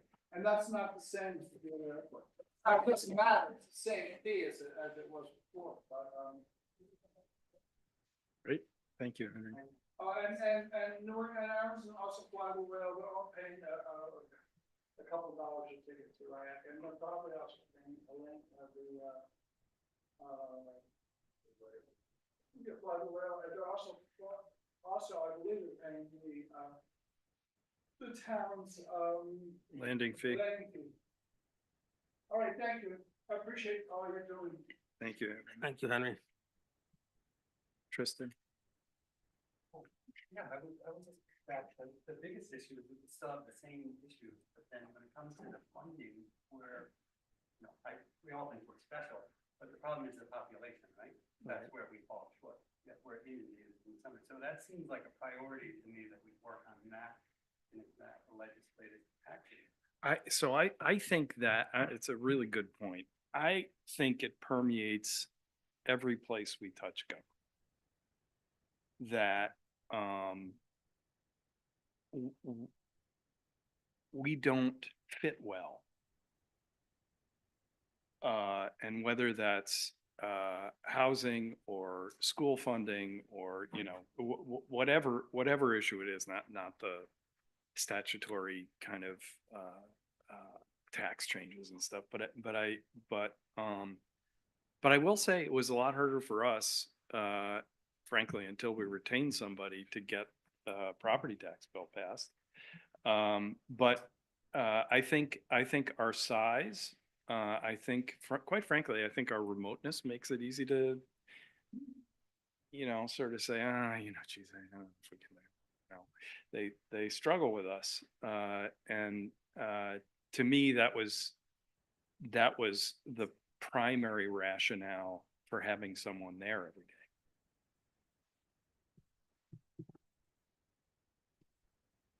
I missed the meeting. Do we have, who did they work with directly? With Mary Ann? I mean, how did that, where was their direction? Where did it come from? And what did that look like? Because I wasn't here. Right. Well, and as someone who wasn't that person, I will do my best. And I can probably answer that better with how it has been since I've been here, where I have been their direct contact. I think previously there may have been a little bit more direction from the council level, but still that operational relationship with Marianne, that has shifted since I've come on, and we've been working more directly as opposed to council to lobbyist. It's manager to lobbyist. Which is as it should be. And I guess, and then the Reed, not donation, but that grant that came from Jack Reed's office, did they work on that, or was that his office? No, they had an instrumental role They in did. that, in 3.5 for the public safety Yes. and also for the health services. But the grant was for Reed's office. Right. Yes. Yes. Yeah, but Okay. these No, I- guys. I understand. Yeah. I understand. Yeah. But I would say, you know, Keith, and I've heard you say on several occasions that you have never seen a more responsive congressional delegation than we have. I mean, Yeah. between Jack Reed and Sheldon Whitehouse, if there is money out there, they've been after it through their office, and all we've had to do really was ask and organize it and provide it to them. So Actually, the you know. first part I said, the second part I didn't. the second part I say, Have we moved to the next agenda item? No, I don't think we have. Okay, so maybe we should Yeah. wait till we move to that. Yeah. Exactly. yeah.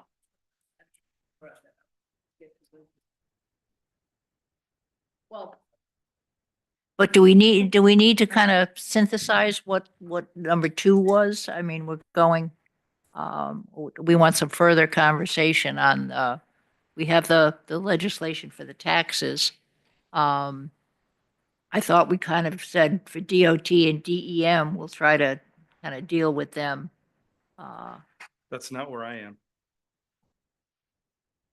That's not where I am. Okay. I think, we need to engage and, you know, obviously this does bleed into number 3, but, we need to have someone who's engaged on our behalf at the legislature and at state government, on all of these things. Well, how about what's our state rep and, They're wonderful, but they're not our staff. But we haven't even, have we had them out? Have we met with, have we gone? not yet, no. So Yeah, I mean, Well, yeah, think, Alana was I just think- here a week. but I- Nancy and I met with Alana DeMario last week. You Right. were off island, Tristan was busy. But I mean, I don't believe we've invited them to come to a meeting, which we Right. certainly could do. They're out here quite a bit. And Alana DeMario, who is our state senator, who also represents Narragansett, she was here last week to meet with the power company. Right. And then met with us. Tristan was, remember he came, I mean, Yeah. you met her, yeah.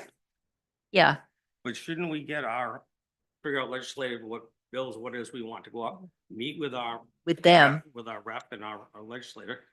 And they're also our lobbyists. Well, they are, shouldn't we meet? with They're not them? our lobbyists. They're our representative Okay, our and our state representatives. senator. Right, but shouldn't, right, and they're there to represent us. So shouldn't we meet Mhm. with them and go over what it is we want?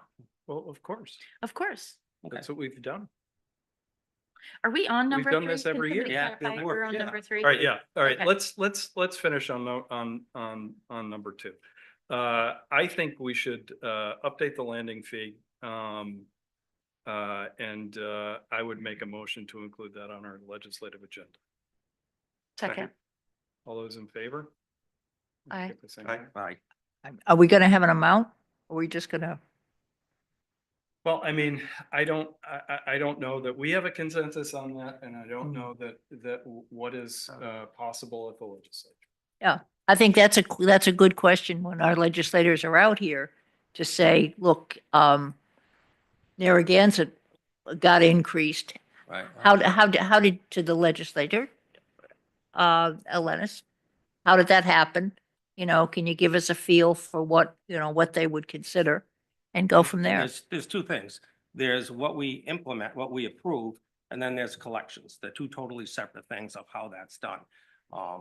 I just want to make sure that we don't, kill the goose that laid the golden egg. As far as, What does that mean? well, it means that there's been questions on constitutionality and so forth, and I want to make sure that Who's raised those? they were raised. They were always raised. when They're the raised, land no, was no, we used. came around with these because Did it had to interstate do with raise those? pre-moment, what's that? Did interstate? raise Interstate, those? no, this has nothing to do with interstate. This has to do with. the- Wait, so I'm just going to raise the question that should you be contributing to a conversation about interstate navigation? Hold on, I'm not talking about interstate. I'm talking about our land and fee. Collections is totally separate. The landing fee has nothing to do with, we set a landing fee. And then the collections is something we negotiate out. And I will not be part of that at all. But the landing fee itself, whether we have a landing fee or not, and the amount of it, okay, is totally separate from how you collect it. And it's So not this is targeted just required at to- interstate, it's Yeah, across the it's- board. yeah, across the board. Like, I think, whether, it doesn't matter whether it's in the harbor, wherever it might be, what we set. You go out separately, Amy, you can chime in on this, you go out separately for your negotiation on collections, correct? So can I ask a question? I don't, is it necessary that we vote on each, we've discussed all these things that we think should be part of our legislative agenda, right? In the past, we haven't approved each one this is just sort of our general playbook, right? And then last year and the year before, our lobbyists would come forward and say, here are some, based on these things, that this grouping of topics that we've said we're interested in, they've come back to us and said, okay, there's this bill being presented by somebody in Portsmouth and this bill being presented by, you know, Westerly and And this based one and upon- that one and the other one, and that you might, that fall into this grouping of topics. And then we discuss like which ones we think we should be keeping our eyes on and stuff. And, so I don't know if we need to do we need to go through this extra step of like, actually like, or is this grouping of topics that we've just discussed our So we- group? Well, I was trying to be respectful of the fact that I articulated those doesn't necessarily mean that everybody's on board. Oh, okay. That was why Got it. why I did it that way. But they're worthy of more discussion for sure, Keith, I think. Yeah, Well, I I mean, feel that the table feels that we have to do something with the DOT, and I guess I'll pose it in a question. Is that something that we'll have to do legislative, or Amy, can you take do you need help with that? I think didn't we sort of put it in your hands? Yes, so the first points of contact are from the town through the manager's office and the director of public works to DOT. And we're still working through that. I highly expect that at the end of the day, this is going to be a funding conversation that is going to extend beyond DOT. So we're not there yet, but I expect that's where it will end up, in that all of their responses to friction points relate to their inability to commit any funding beyond a single fiscal year, or because we're asking for things that are in excess of what they have available.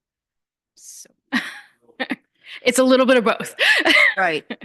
And the other piece of that, Tristan, was we talked about the TIPS program, which is coming at some point, whether they get the funding or not, but that's That application is being submitted now. being submitted from the town, It's being drafted. Yep. drafted. For submittal. And it primarily reflects, I think you heard Mike describe, that we can only submit 5 projects, and it reflects our 5 highest priorities from those state-produced reports about their own roads and facilities. So the ones in poorest condition are on the top of our The list. list. So Okay. we are submitting right back to them their content. Okay, good. And this isn't the last time we can bring up I mean, we have, legislative issues. If something comes up and we're still within the window, we can still. So it isn't like if we don't have it right here, we missed that window to discuss it and put something forward too. Well, and I think the thing that we found, that I found in the past, is that, you know, as the session starts, right? Like the lobbyists will come to us and they'll be like, hey, this thing came up that Middletown and Newport are talking about. And we're like, oh, that wasn't even on our list. It totally applies to us. So that's like the kind of thing you have to be like, we have our list here. But if somebody else is like bringing up a topic and you're like, oh, wait, that applies to us, we want to be involved in that, then, you know, we sort of have to shift to that. Do our rep and senators also keep us apprised of those things too? If we ask them to, I would assume that that'd be part of what they would, that's what they always used to do. And the League of Cities and Towns used to constantly send out a list of bills. Do they So- still? To address both Both. in sequence, so far, we have not had a lot of strong updates from our representatives. That kind of information isn't flowing through on a regular basis. The league is more consistent, but again, it tends to be the umbrella items. They are not specific to our needs. They're covering broader based community impacts. So school funding in general, employee relation type bills, you know, so they're bigger umbrellas. Workers' comp. So when you talk about that, that's the booklet we got like a week or so ago. Yeah. We used to get email updates too, and they'd be somewhat broad, but then you could go through that to get to more specific issues. I would suggest that on our agendas going forward, we have a section for legislative updates. And I would hope that that would be a two-way street, meaning here are some things that weren't on our radar that the council may want to consider participating in. Mhm. And here are some updates on things that that actively are on our radar that we should be engaging in one way or another. Sorry, I lost my train of thought. So, but also, I think we need to decide on this list specifically, which we want to be proactive about. Because on a lot of these, if we just wait, nobody's going to come by with a conversation about a port authority. Do we want to actively pursue these? I think I heard that on property tax relief. And whether we decide tonight or on the 19th, when we talk about it again, I think identifying any other topics where the town of New Shoreham is going to take a proactive stance so that we can get working on those, because I don't want to say we're running out of time, but soon we will be. And if we want to put our best foot forward, we want to get organized. And I think, you know, I thought there was kind of general acknowledgement around this table on the list of things that you provided, Keith. I thought the next step should be getting our legislators in here to talk to them about it. And at the same time, we could then limit our specifically what we were looking for, if anything, or if everything, and get So, their input. Let me ask a theoretical. If Alana and Tina are on the phone and I say, I think we need to do a bill regarding regulatory treatment for New Shoreham and Narragansett before the PUC process. Do you think there's consensus on that? No, I think it's way too That's- broad. That's my point. I think we have to decide whether we think that being proactive on that issue is something that we want to do. Well, we can come back to it, or we can do it now. Yeah, Or I think there should be a minimum floor for grants and for school funding. And I think we would like to direct, we would like to be proactive on. does everybody here feel like they kind of need to take what we talked about today and digest it a little bit and refine our own lists for the next meeting, or? I think some of these things we've agreed that we can roll forward with as a priority. The school funding, the tax tax, yeah. structure, the landing fee. I do think the regulatory treatment that is important. To pursue. Port Authority is something that I think we could just do more research into Yes. before we like push forward Yeah. on that, because Totally. I don't think any of us actually understand. No. I'm speaking for myself, don't really totally understand what it is, Hope I but made myself I know clear. that it is the thing that people come to me and talk about all the time. Like, Yeah. why don't we have a Port Authority? Yeah, I mean, Laurel, literally connect. Bill and Tristan, you need to make sure your microphones are. Mine's turned on. Let's pick it up. Is that study on the Port Authority, do you actually think that it, you could find that, or it would be in within the period of time when Chris was, She knew where it was. well, that's what I'm asking, was that the Port Authority study? Are you serious that you know right where it is?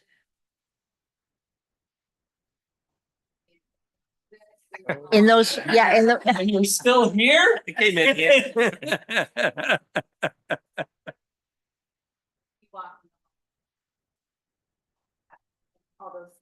Studies are in there. Perfect, perfect.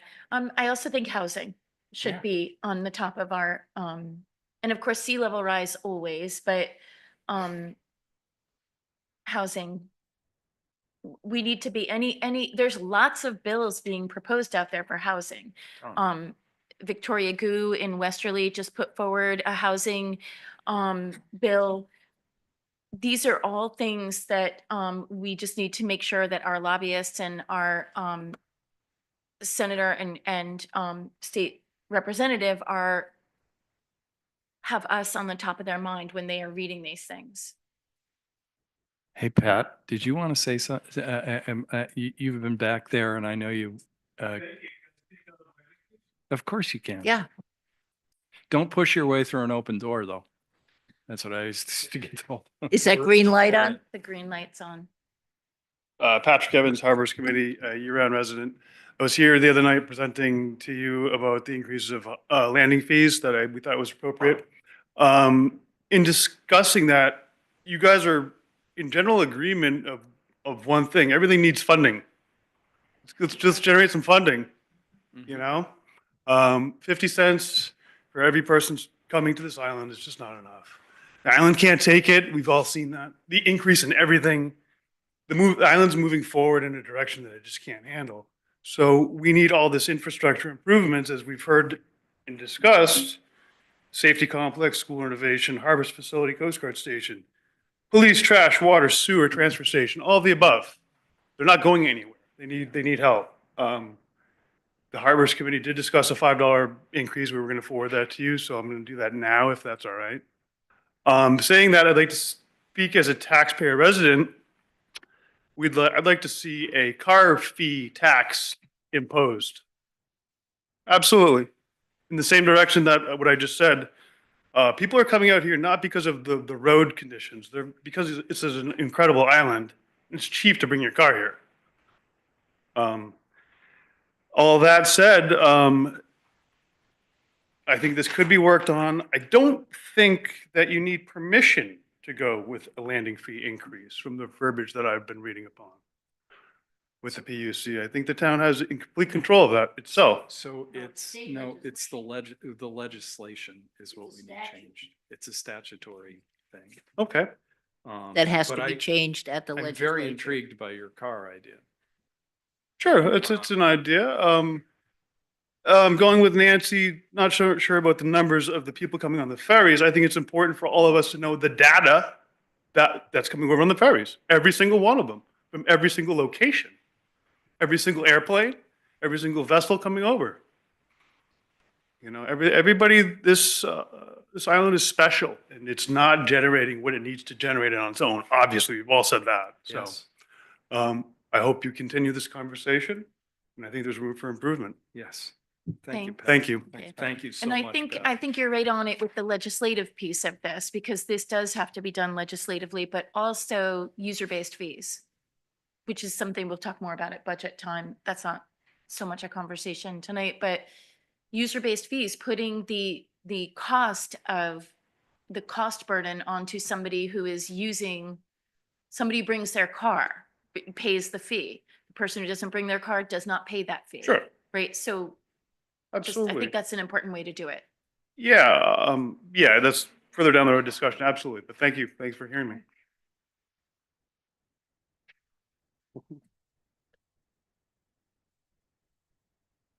Very well. Amy, do you have a sense of what the priorities are? I think I do. Okay. Item 3, continued item, discuss and act on the approval of the agreement between the town of New Shoreham and the Mayforth Group for lobbyist services. I sense there's disagreement about this, so have at it. I feel that, I'll say, I have some, I think it's a lot of money. I think $4,500 a month year round is a lot for the lobbying fees. I think there's a time, and it isn't,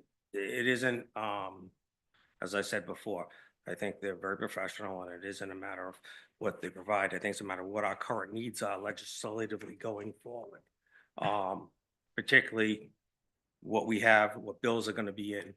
I feel we have our representative and we have our senator, and I think that we need to tap into them more. And maybe the prior administration didn't have that relationship, but I think that that's the job. They represent us, and I think that we need to make an effort and request things from them. We also have the League of Cities and Towns, the Police Chiefs Association, the Town Clerks Association. All these are avenues, I think, that provide legislative updates and what's going on from there. I think when there's a specific thing that we're working on as a priority, I think we should tap into that. But I think it also gives our local rep and senator um, actually not having to give as much attention because we went and hired elsewhere for what is their primary role from that end of it. Based on what we have forward here, I don't know that we talk about landing fees. Well, Narragansett raised theirs without a lobbyist. They had their, that was done, I think, last year or the year before. So I'm not so sure that we can achieve what we're looking to do without having a full-time lobbyist at this point. Sure. That may change in the future, with, you know, if something comes down, but that's just kind of where I'm at now. Okay. I guess I would just add to that in the time that we're at now between what's going on in Washington and what's going on at the state when they're already talking about a 300 million deficit and whether the Washington Bridge will get the money from. There's not going to be a lot of funding floating around this year, and $54,000 for us to pay a lobbyist seems to me not the direction to go, at least this year. And we have our rep and our senator. I would like to have them here and talk to them and see what they think about some of the things that we're asking and what the tenor of the State House is this year before we start putting out money that we can otherwise, you know, in a great many of our budget discussions, we're looking for $5,000 and $8,000 and $10,000 here, there, and everywhere. So $54,000 is a serious amount of money to commit when we're not sure that we really need to commit that money this year. That's just the way I feel. I'm actually, it's funny with that, those sets of facts, we reach 180-degree opposite. To me, in times of struggle and uncertainty, it's actually more important to have someone where there's not plenty. If you are not at that table, if you are not in people's ears, I think that's when you really have potentially something bad happening.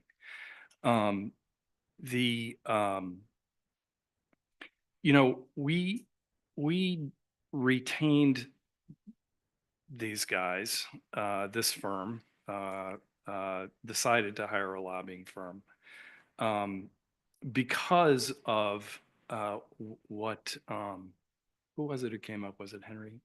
You know, we've been talking about these things for 25 years to try to break that cycle. And I would argue that we're making great progress on doing it. And I think to fail to continue that consistency of effort would be a real mistake. By the way, like, if we don't have them at the Capitol, I get it. Ina's great. Alana's great. By the way, one of the things Alana said to Molly and me is it's actually more important to be aggressive this year than it ever has been for precisely the reasons that you articulate. So I have to say I worked with Tina quite a bit last year. I worked with Alana quite a bit last year. I actually think they're terrific. But they're also not our staff. And I don't know how you maintain that constancy of effort when you're 13 miles off the coast without having someone. I think it's really challenging. I have a super strong opinion about this, of course. I totally agree about Tina Spears, our state representative, and Alana DeMario, our state senator, are terrific. They both spend a lot of time out here. They both vacation here in the summer. They have a pretty good feel. They're both new to our district. Alana through redistricting and Tina through election. They seem to be working on getting a real feel for the island, which I think is important. Because I think when you go upstate, the majority of people up there, I mean, we all know this, right? We live here. We all know that they're like, there's a school there? You have a school?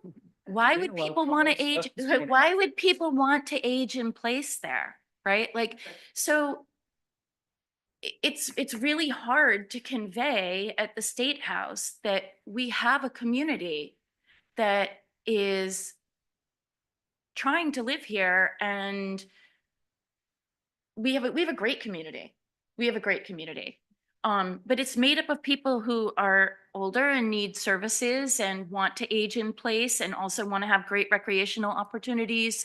It's made up of school kids who, need to travel to the mainland on a ferry to go play a game against another school. That's a huge, big deal. It's teenagers who need to take driver's ed. That is, when you're a 15 or 16-year-old on Block Island, that is the biggest deal. Really, really hard to do. And these are things I've had to explain to our state representative, and we have to work, have them help people work with who is it? The people who give you your driver's license. Yeah, exactly. Because it's really hard.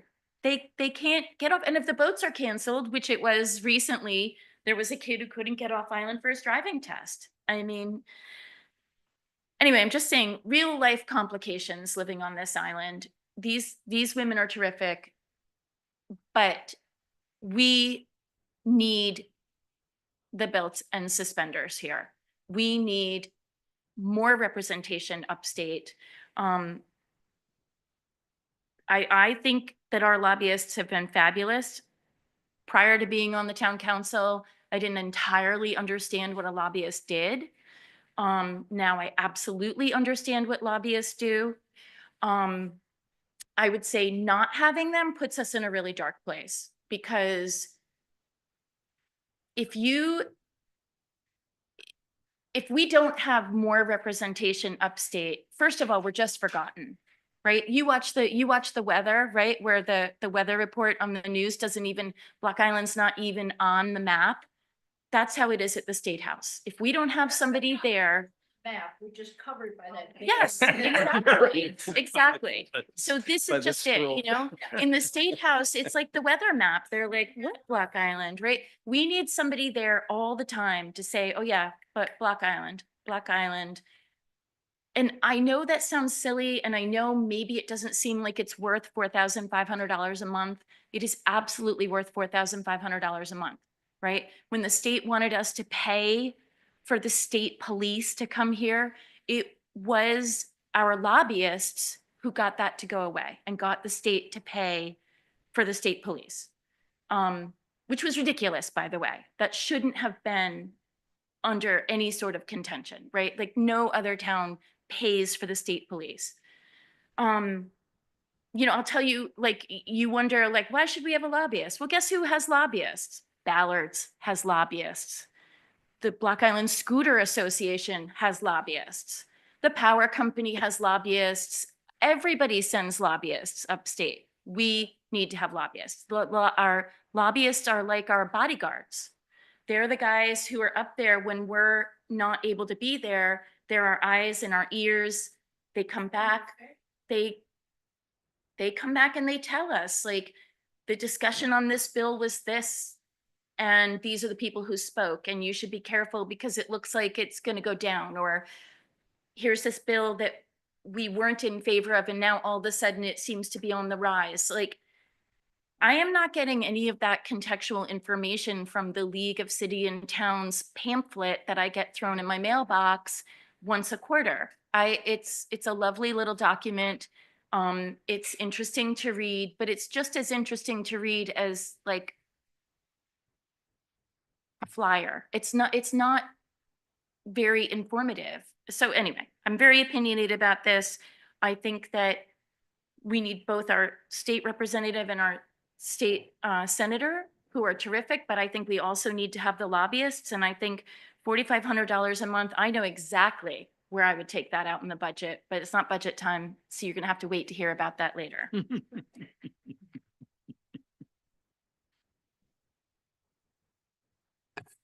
Just to add to what you said, as far as I know, and correct me if I'm wrong, anybody, I think Newport has a lobbyist.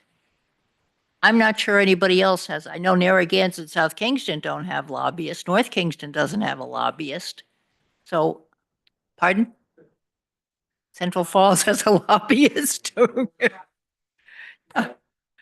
Enough said, yeah. So if you go on the Secretary of State's website, there's a list of who have lobbyists that have registered every year. So those are paid lobbyists, right? So if you go onto the Secretary of State's website, it's listed by year. So you can see who so far is paying a lobbyist this year, who paid a lobbyist last year. But then don't forget, there are lots of people lobbying who are not paid to be lobbyists, right? And they're not going to be on there, but they're not going to be listed on the Secretary of State's website, but they are most certainly up there.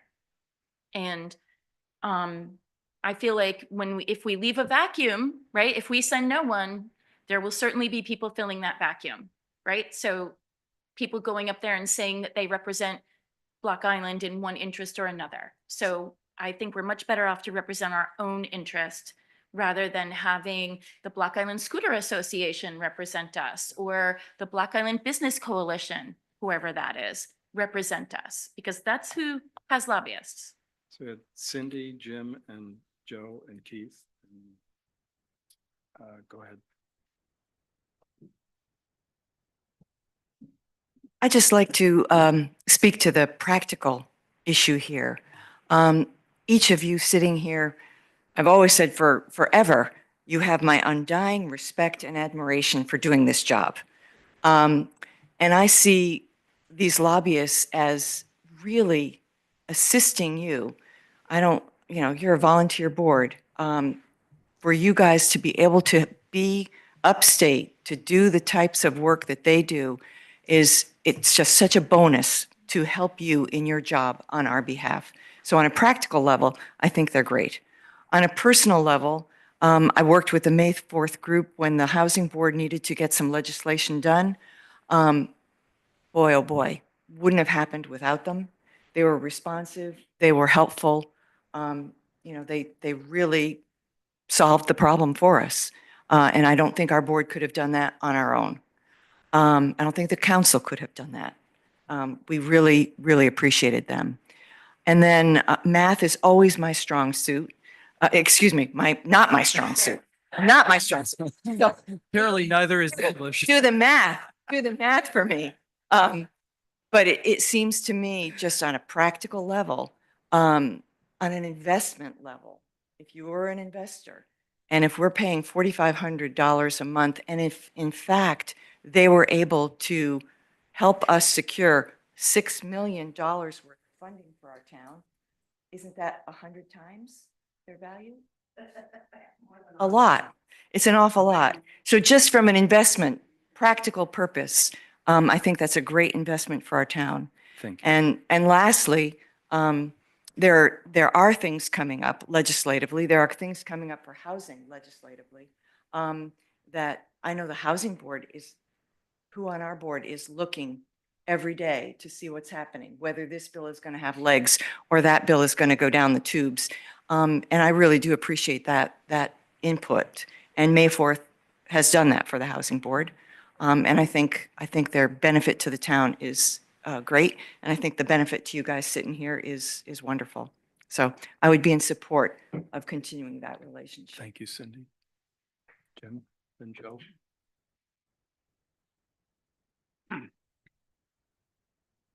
Good evening. Yes. Jim Hinthorn, I'm not representing although I'm the chair of the Police Advisory Commission, I'm not representing the Ball Housing. I'm just Jim Hinthorn, taxpayer. I think it's not an either or. I think it's a both and. I think this is exactly the time when we need to have all hands on deck, as many people as we can get in our camp. And, I'm not big on the numbers either, but I use this concept called return on investment, ROI. Not a real complicated one. It's what you spend and then what you get in return. And I think Cindy's already made the point, this investment of whatever it is more than returned itself. I also agree with what Molly had to say. I'm pretty sure probably Interstate Navigation Bill, he's got some lobbyists up there. Maybe they don't. Okay. But the moped people certainly do. And a lot of other interests on the island do. I think that what's in the best interest of this community is to have lobbyists. That's what will help us get to where we need to be. I don't probably share the view that Alana and Tina are I don't have them up there in that elevated level. I've been pretty disappointed with them, but I don't deal with them from the town standpoint. I just deal with them as managing some affordable housing that's not owned by the town. But I've been very disappointed in their responses. And so when you talk about, well, do they have time? And yeah, they need to be here and they need to hear what we want. But they also have other things that they're responsible for too. If they were just assigned to Block Island, the town in New Shore, I'd agree with you, Billy. We don't need lobbyists if they're 100% dedicated to us, but they're not. So I think you have to keep that in mind. As I mentioned before, the smallest town, the smallest state, smallest city, Central Falls has a lobbyist. The other thing I guess I would say is we all know that there's not any federal money coming. So it's more important that we get state money. And I don't know about you, I voted in favor of that bond for housing. It was 230 million, 250 million. We need to get our fair share of that, not only for the stuff that Cindy's working on, but also for things like the Ball property. They built these places, they're falling down if you've ever gone by them. Need about $2 million. We had a capital needs assessment done a couple of years ago. We need $2 million. It's not coming from the feds. The only place I think we've got a chance of getting some money is from the state, and we need lobbyists to do that. And I think what I'll do is I'll just wrap up by saying that I think a no vote, if you don't support the lobbyist, what I think that really is that you're saying that that really you're supporting the businesses. And there's got to be a balance. There's got to be a fairness. There's got to be an equity. But I think if you vote no on this, that's not in the best interest of this community. And I think you're handing stuff over to businesses that have a track record here on the island of running amok, taking the money and leaving. So I'm all in favor of, we need some lobbyists, and we also need our state representatives, Alana and Tina. So thank you. I hope that you'll have a unanimous vote to, and Molly will find the money in the budget. Thank you. Thanks. Jim. Joe, did you want to?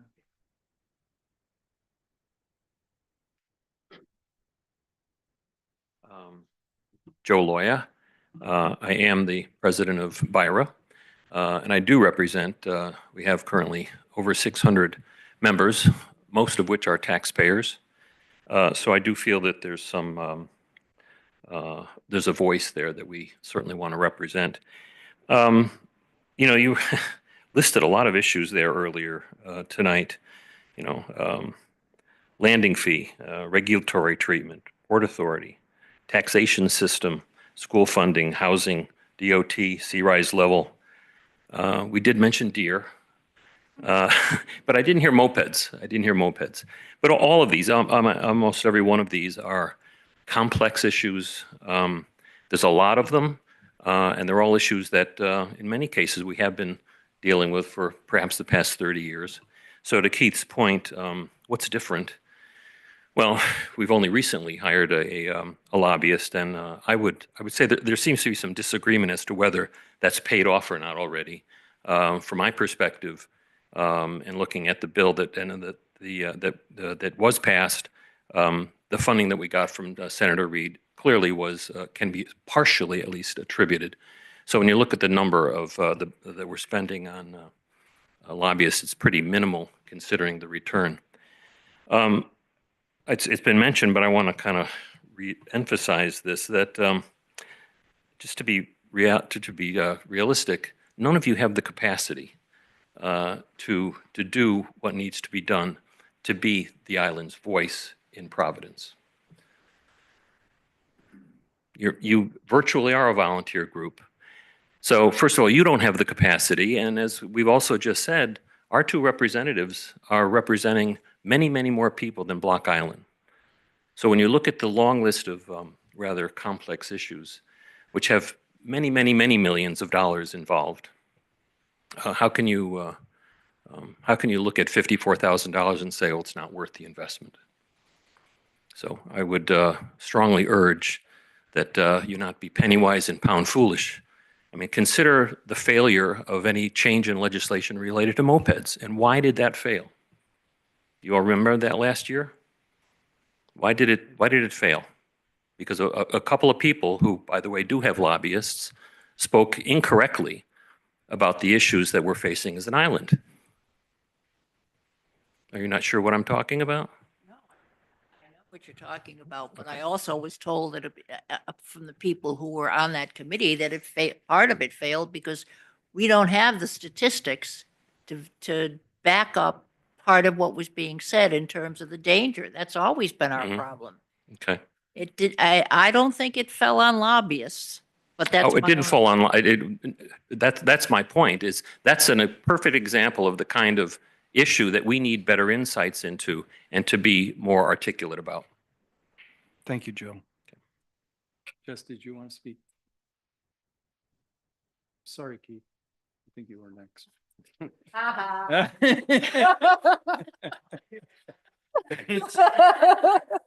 Just gonna have to wake you up.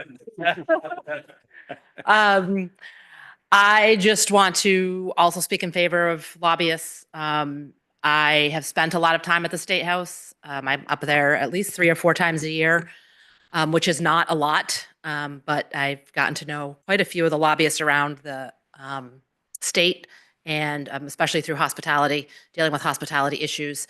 And that you just can't, like everybody else has said, it's invaluable to even be up there and to have the support, just to even go up there and they could tell you who to talk to. That's the guy who's not in favor of this. So you might want to go make your point to this, senator or representative. And also I ran into a situation last year through tourism where our representatives and senators who don't only represent Block Island, they also represent other communities, we on a tourism side were somewhat opposed to what somebody in South County was doing. And our representatives weren't necessarily, this was a tourism issue, so obviously they weren't acting on behalf of the town, but they were sort of at a crossroads of who they should, and the town in Westerly had a lobbyist, and they were, and the lobbyist got up and said all this stuff about Block Island and spoke on Block Island's behalf with absolutely all the wrong information. And I wasn't there. And, it's the type of thing that just, I think, speaks to having somebody at the State House every day, all the time, and can pass it along. So just as somebody who's up there all the time, I just think it's so important to have a lobbyist. Thank you, Jess. Yeah. Keith?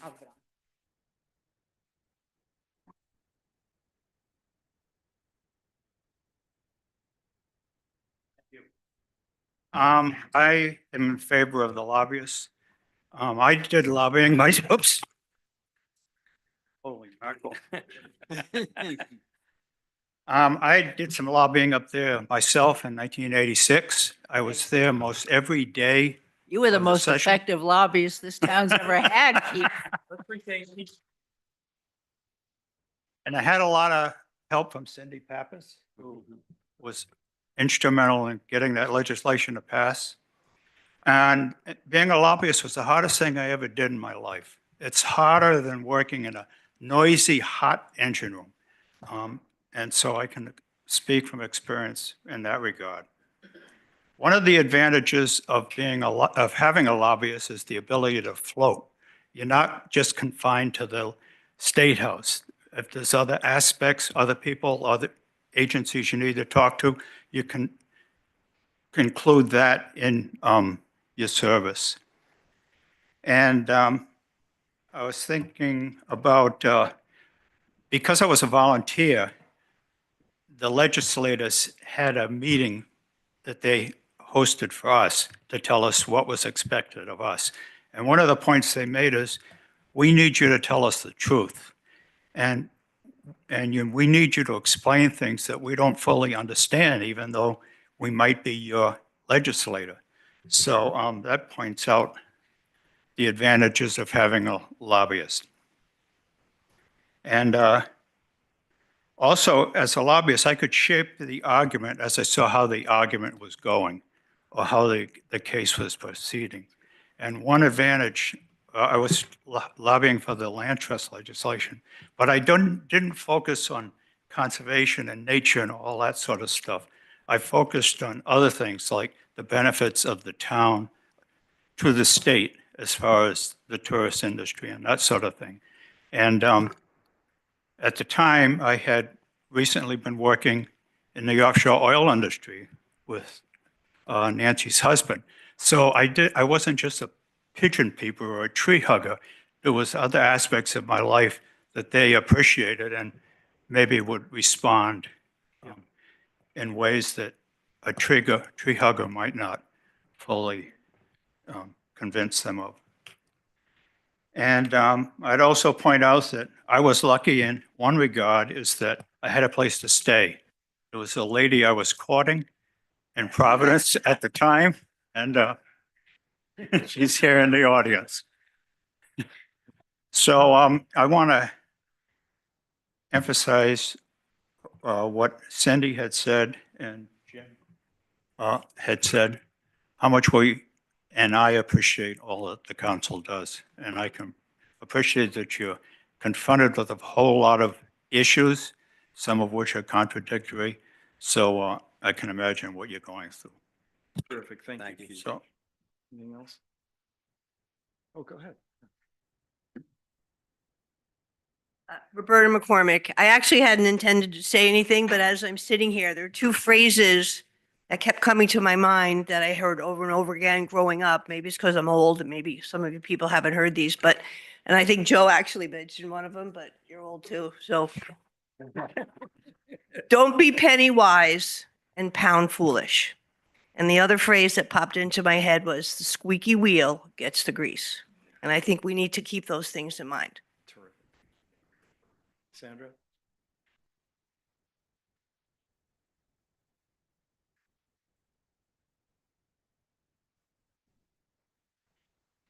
Sandra Kelly, I'm glad I didn't have to follow Keith. That's a tough one. I just want to say, being married almost 55 years, you're lobbying all your life. Since 2007, I've been lobbying this town for seniors. And you've been supportive. Sometimes it took a while to get that budget up, but you've eventually helped out. And what do we have now? We have a coordinator.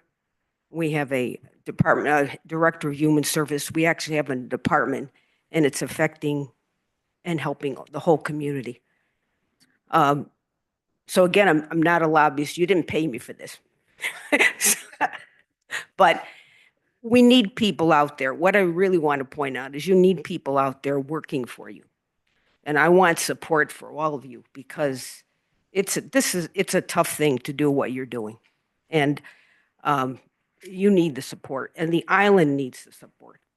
What do we have, 1,019? Was that the number? Of all ages need the support, and you can't do it. During the Deepwater situation, I was up at the State Department, and I saw the lobbyists work and work. No matter what side you were on, you don't stand a chance unless you have lobbyists for you. So please do vote yes for it. Thank you, Sandra. All right. I would make a motion to approve the agreement between the town of New Shoreham and the Mayforth Group for lobbyist services. I'll second. And then just. Yeah, discuss. I think we have to have like unified consensus with this table on those projects. Whichever one's- Justin, could you be closer to your mic? Already getting late, it's past dinner time. I was just hoping No. that if we, we've got the motion here, but if we continue the contract with the Mayforth Group, that this year's current objectives have to be across the board. I agree with that because I don't think that has happened. And I could go into a fairly lengthy diatribe about that. But I think now with Amy being the primary point of contact and Amy's reliance upon guidance from the council, I actually think the structure is much better aligned to take advantage of the opportunity. That's my opinion.